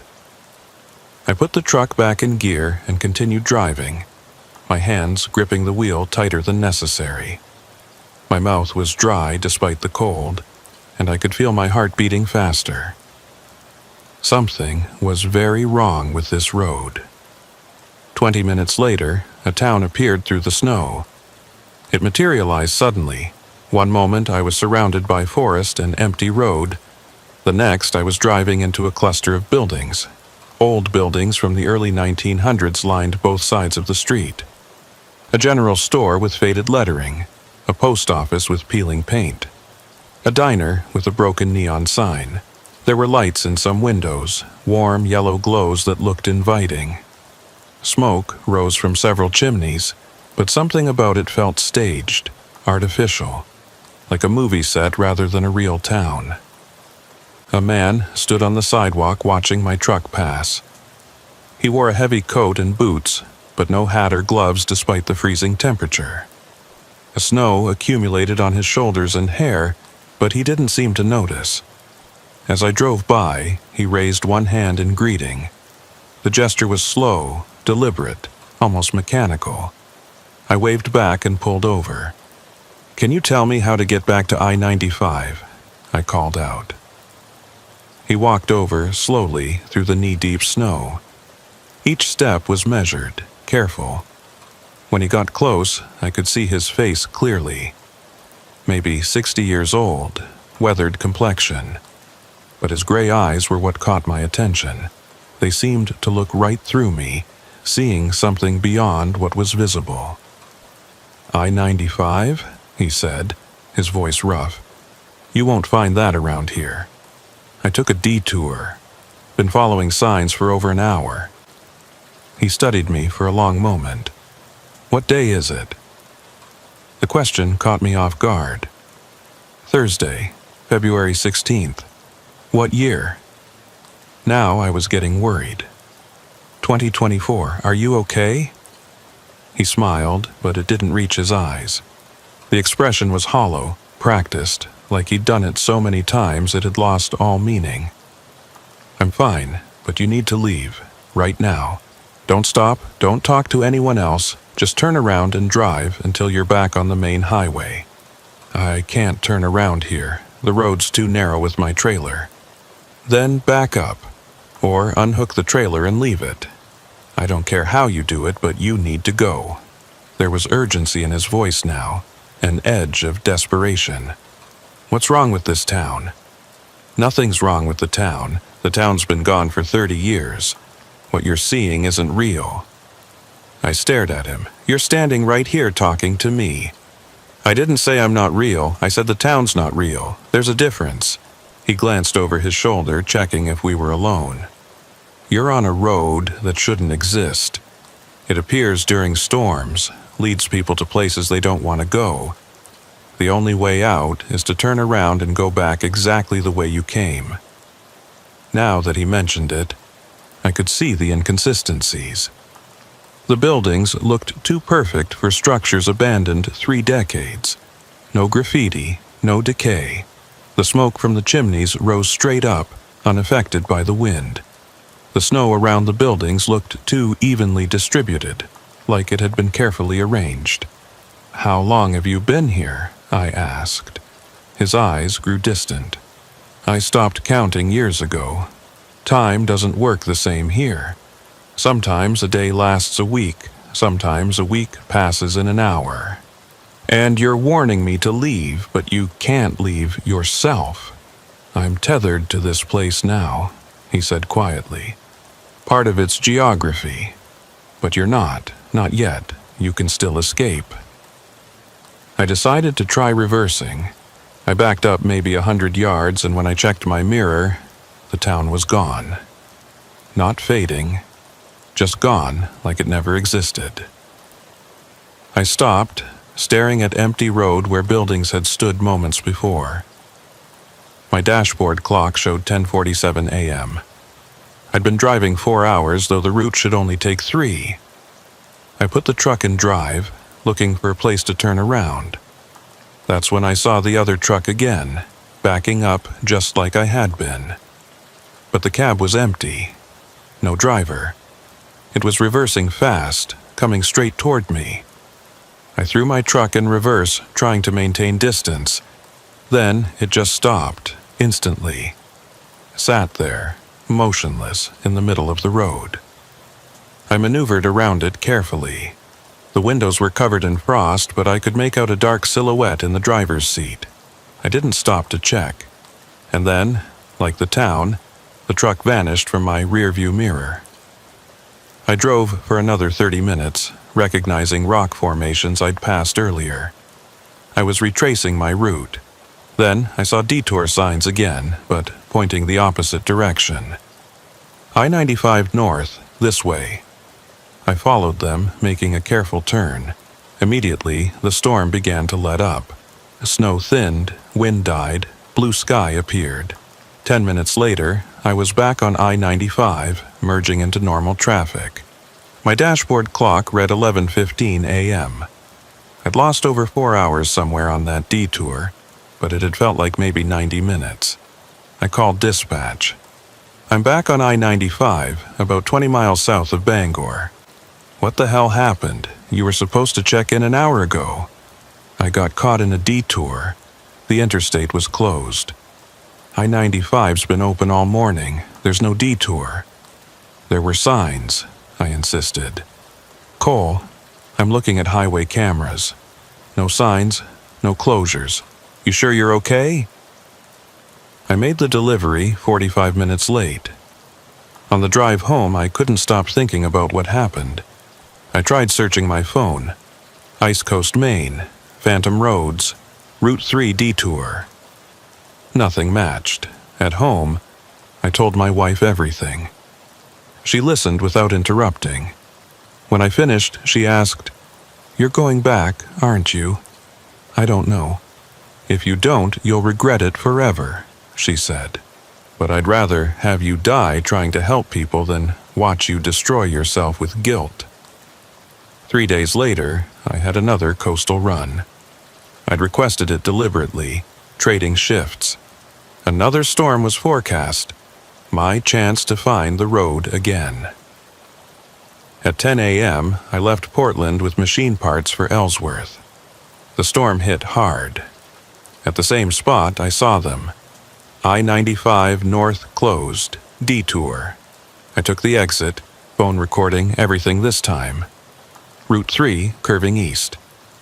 After 30 minutes, the other truck appeared ahead. I accelerated, but the distance never changed. The tire tracks ended in the middle of the road again. I recorded it all, solid proof. The CB crackled. "Turn back. You were warned. I need to understand this place. It's a loop. You'll drive until you're stuck here like the others." "What others?"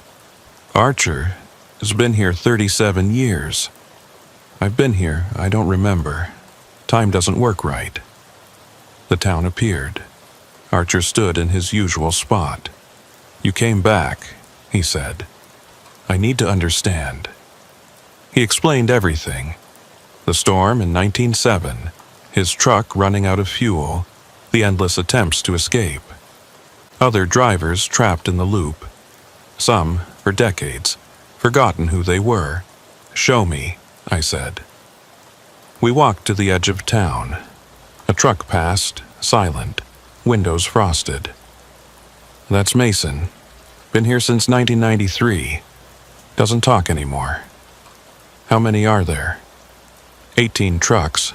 Some I only see every few weeks." I asked about the CB voice. "That's Hayes. 2001. Still tries to warn newcomers. Hayes pulled up in his truck. I showed him my phone recording and explained my plan to document everything. "You really think this could help?" he asked. "It's better than driving forever."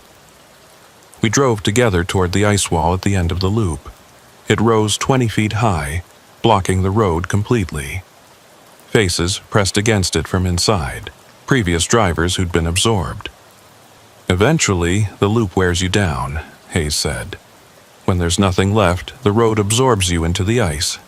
How long? Depends. Archer's lasted 37 years. I've seen drivers disappear after 5. My phone buzzed, low battery. The recording showed 3 hours had passed, though it felt like 90 minutes. "Time moves different here," Hayes confirmed.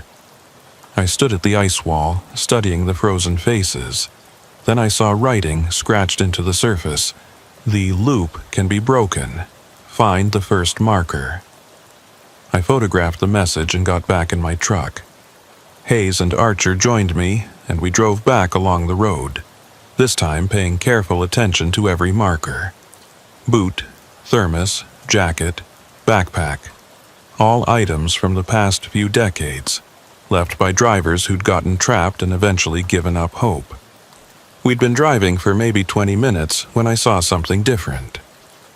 It was off to the side of the road, partially hidden by snow-covered brush. At first I thought it was just another rock formation, but as I got closer I realized it was deliberately constructed. A cairn, a stack of rocks about 3 feet high, carefully balanced. Unlike the other markers, this didn't look like something a trucker would carry. This was intentional, permanent, built to last. I pulled over and got out, approaching it carefully. The rocks were old, weathered by decades of exposure to salt air and storms. Some were covered in lichen, others worn smooth by wind and ice. There was something wedged into the top of the cairn, a piece of paper protected from the weather by a plastic bag that had somehow remained intact despite the years. I pulled it out and unfolded it carefully. The paper was yellowed, brittle, the writing faded but still legible. It was a note, written in shaky handwriting that suggested the author had been cold or scared, or both. "To whoever finds this, I am Arthur Briggs. I've been trapped on this road since October 1962. I've tried everything to escape. Driving faster, driving slower, turning around at different points, even abandoning my truck and walking for days. Nothing works. The road always loops back on itself. But I think I've figured something out. This place exists because we believe in it. Our collective fear and confusion give it power. It feeds on our certainty that we're trapped, our acceptance of the impossible. If enough of us could simultaneously reject it, refuse to accept that any of this is real, maybe we could break free. Not just one person, it has to be collective. The road exists in our shared nightmare. So it takes a shared awakening to end it. I'm going to try something. I'm going to drive to the end of the road and walk into the ice wall.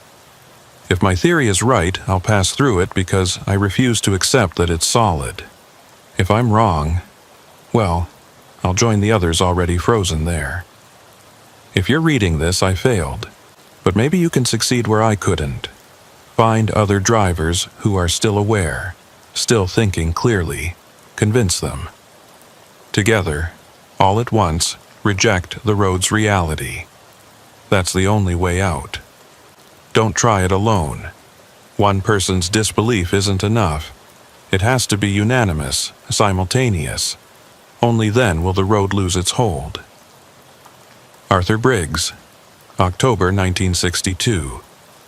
I read it 3 times, my hands shaking slightly.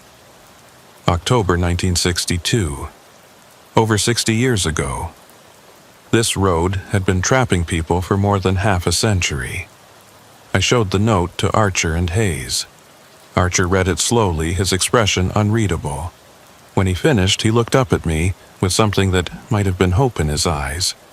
"Briggs," he said quietly, I remember hearing about him. He was already frozen in the ice wall when I got here in '87, but I never knew he'd left a note.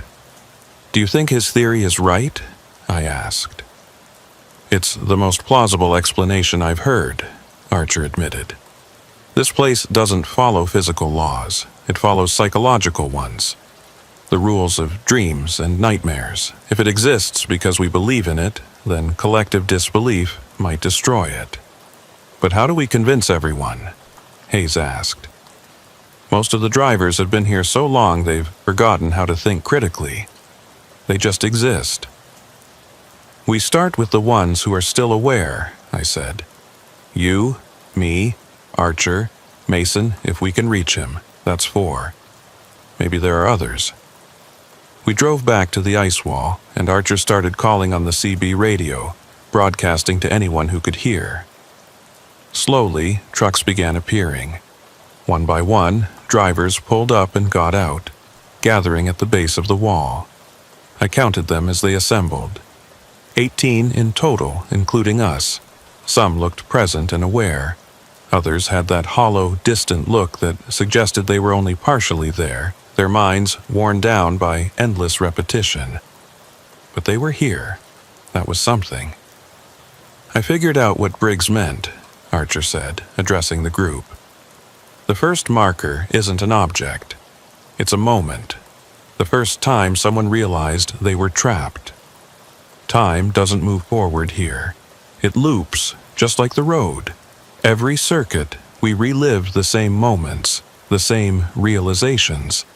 The road sustains itself by feeding on that moment of horror when you understand you're caught. So, how do we stop it? One of the drivers asked. We stop feeling that fear, I explained. We accept what's happened and let it go. Remove the emotional fuel the road feeds on, and we do it together, all at once. Collective acceptance, collective release. I could see doubt on their faces. Some of them had been trapped here for decades. How could they just let go of that fear, that desperation? I know it sounds impossible, I said, but think about it. What's the alternative? Keep driving this loop forever until we fade away completely? Or try something different, something that might actually work? Slowly, one by one, they nodded. We walk into the wall, Archer explained. All at once. We really believe it's not real, just a construct of our fear. And if he was wrong? Mason asked. We become part of the wall, but is that worse than driving the loop forever? We stood in a line, holding hands. 18 drivers plus me, all facing the wall together. I started all my recording devices, making sure each one had a clear view. If this worked, there would be proof. If we failed, maybe someone would find the footage. Remember, Archer said, we're not fighting the wall. We're accepting it. Accepting that we got lost, that we've been trapped, that this might be how it ends. In that acceptance, we let go of the fear. On 3, I said, squeezing the hands I held. 1. I could feel doubt creeping in from the others, their grip tightening. The wall seemed to grow larger, more solid. I pushed back against that doubt. This place exists because we believe in it. 2. I focused on acceptance. I'd gotten lost on a detour. I'd made choices that led me here. I wasn't trying to deny any of it. I was simply accepting it, releasing my attachment to what might have been. The fear drained away, replaced by a strange calm. 3! We ran forward together, hands linked, our voices rising in a collective shout that echoed off the ice. I could feel the others beside me, their presence solid and real. The wall rushed toward us. In the final instant before impact, I saw my reflection in the ice. Not afraid, but determined. Then we hit the wall. For a split second, I felt cold resistance. Then I remembered, this isn't real. I am driving on a normal road. The ice wall doesn't exist. Suddenly, I was through. I stumbled forward, alone. The others were gone. I turned back. The ice wall was solid now. Through it, I could vaguely see figures frozen in place. Archer, Hayes, Mason, and the others. They'd failed. I'd succeeded and left them behind. Or had I? I looked around. Still on the road. Still in the storm. Nothing changed except I was on the wrong side of the wall. I walked forward. 10 minutes later, I saw the town, but different. Decayed, windows broken, truly abandoned. No Archer. Then I saw my truck, engine running where I'd left it. I climbed in and drove. 20 minutes later, I-95 south, 2 miles. Real signs. I merged onto the interstate. Normal traffic. I'd escaped. I called dispatch. "It's Cole. I'm on I-95 heading south." "Cole? We've had you listed as missing for 3 days. Where have you been?" 3 days. My phone showed February 19th. I'd left on the 16th. I made the delivery 3 days late. Multiple truckers were reported missing in the nor'easter. Worst coastal storm in a decade. How many others were trapped on that road right now? My phone recording had stopped. The video folder was empty, no footage of anything. And Briggs' note. When I unfolded it, the paper was blank. No proof. I'd look crazy if I told anyone. So I didn't. I went back to work, tried to forget, but I couldn't. 2 weeks passed. I tried returning to normal, but nothing felt right. I'd wake up convinced I was still on that road. My wife noticed, but stopped asking when I couldn't explain. Late at night, I searched online, found deleted forum posts from 2003, a trucker named Dale Morrison describing 6 days trapped on an ice coast road. The post was deleted. The user vanished. 2 other similar accounts, both deleted, both users gone. The road was real. I wasn't the only one. On March 3rd, I got assigned the same coastal route. I requested a different run, but we were short-staffed. The forecast was clear. I'd be fine. At 8:30 a.m., approaching the detour area, my CB crackled. "Cole." "Hayes. We're still here. The road's collapsing. The ice wall's encroaching. Every circuit, there's less road. Eventually, nothing but wall. Can you escape?" "We've tried. Doesn't work for us. I think you took something when you passed through. Without it, the whole thing's falling apart." Guilt flooded through me. "I'm sorry. Don't. You got out, but tell people. We're going into the ice soon. If enough people know, maybe it saves others.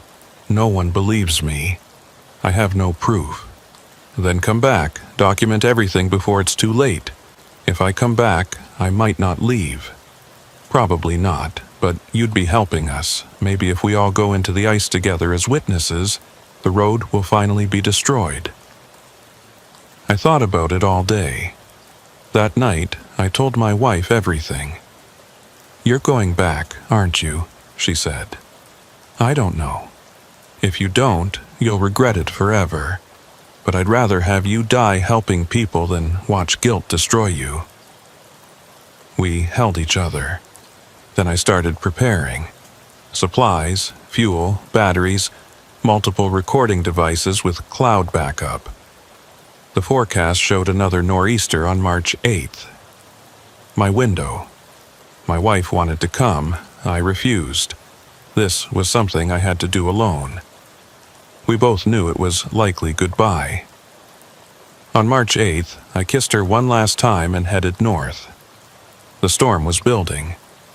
At the exact spot, the signs appeared. I-95 north, closed, detour. I took the exit. This time, I knew what I was getting into. This time, I was choosing it. The road looked exactly as I remembered. After 30 minutes, I saw the trucks. Mason's silent rig, then Hayes. "You came back," Hayes said. "I'm documenting everything. If I can't escape, at least there'll be proof." We drove together to the ice wall. Archer sat beside me and Hayes followed in his own truck. The town appeared briefly. The abandoned version, windows broken, truly empty. And then we were back on the open road. The markers started appearing, first sporadically, then with increasing frequency. A boot sitting upright in the snow, a thermos lying on its side, frost coating the metal, a jacket hanging from a tree branch, swaying slightly in the wind even though there was no breeze. I slowed down, examining each one. They were all trucker items, things a driver might carry, and they were all weathered, faded, like they'd been sitting there for years. "They left these behind," Archer said quietly. "Breadcrumbs, hoping someone would follow them out. But the trail always leads to the same place."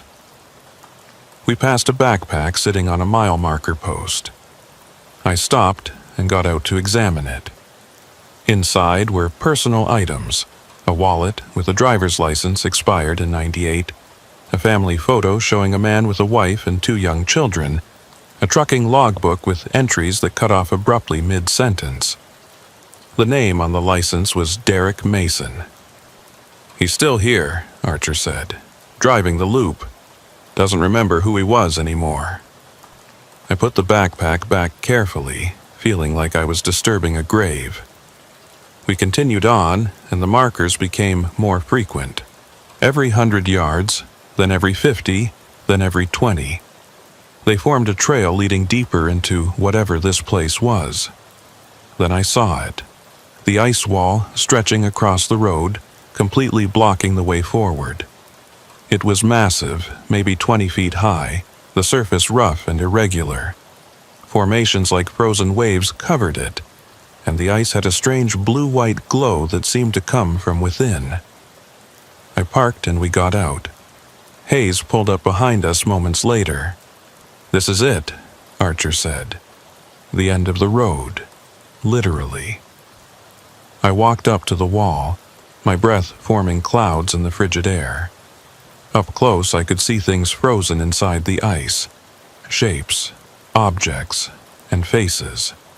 At least 15 of them, all wearing expressions of confusion or fear. Their eyes were open, staring out at nothing. "Previous drivers," Hayes said, joining me. "The ones who have been here so long they became part of the road itself." I stared at the nearest face. A man, maybe 40, with frost forming patterns across his skin. His mouth was open slightly, as if he'd been trying to say something when the ice claimed him. "How long?" I asked. "Depends on the person," Hayes replied. "Archers lasted 37 years. Some disappear after 5 or 6. It's about resistance, how long you can hold on to who you are." I noticed something scratched into the ice near the base of the wall. Letters carved deep into the surface. I knelt down to read them. "The loop can be broken. Find the first marker." "What does that mean?" I asked. Archer crouched beside me, running his finger over the letters. "I don't know, but someone went to a lot of trouble to leave this message." "The first marker," I said. "Not the first chronologically, but the first in sequence. The original." I thought about all the items we'd passed. The boot, the thermos, the jacket, the backpack. They were all relatively recent, placed within the last few decades based on their condition. But what if there was something older, something from when this road first began trapping people? "We need to find it," I said, standing up. "Whatever it is, it might tell us how to break the loop." We formed a line, 18 drivers plus me. All my recording devices were running. 1. Doubt crept in. 2.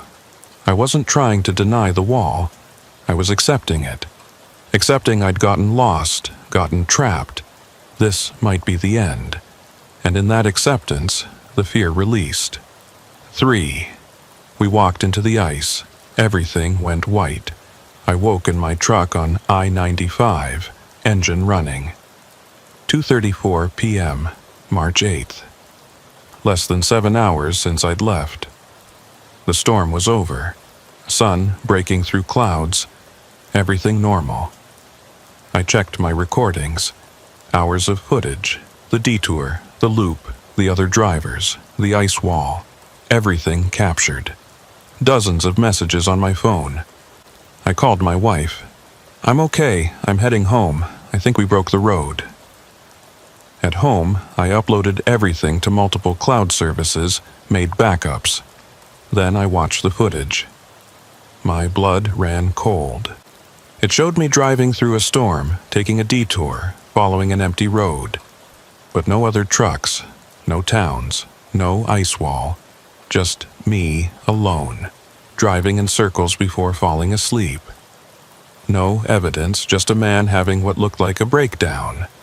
But on the last camera, the dashboard one, in the final moments, there were 18 faint figures holding hands. Translucent, like ghosts. They walked into the wall and passed through. Into normal daylight, normal roads, freedom. The last figure was me, looking back at the wall, smiling. I still have that footage. Most dismiss it as compression artifacts, but I know what happened.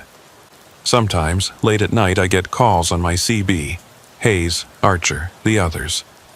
They thank me for coming back, for helping them escape. Then the signal cuts out. I don't drive coastal routes anymore. Moved to inland deliveries. My wife understands, but I keep those recordings backed up everywhere. Instructions that if I disappear, someone should investigate, because I have a feeling our work wasn't complete. The road might still be there, reformed, waiting, and next time there might not be anyone who knows how to break free. So I drive my safe routes, deliver my cargo, go home, and I try not to think about the ice coast, about drivers who might still be trapped, about the loop still cycling. Try not to think about it. But I always fail, because somewhere out there, on a coastal highway during a storm, there's a detour sign pointing to a road that shouldn't exist, and sooner or later, someone else will take that turn. I can only hope they'll be as lucky as I was, or luckier still that they'll never find it at all.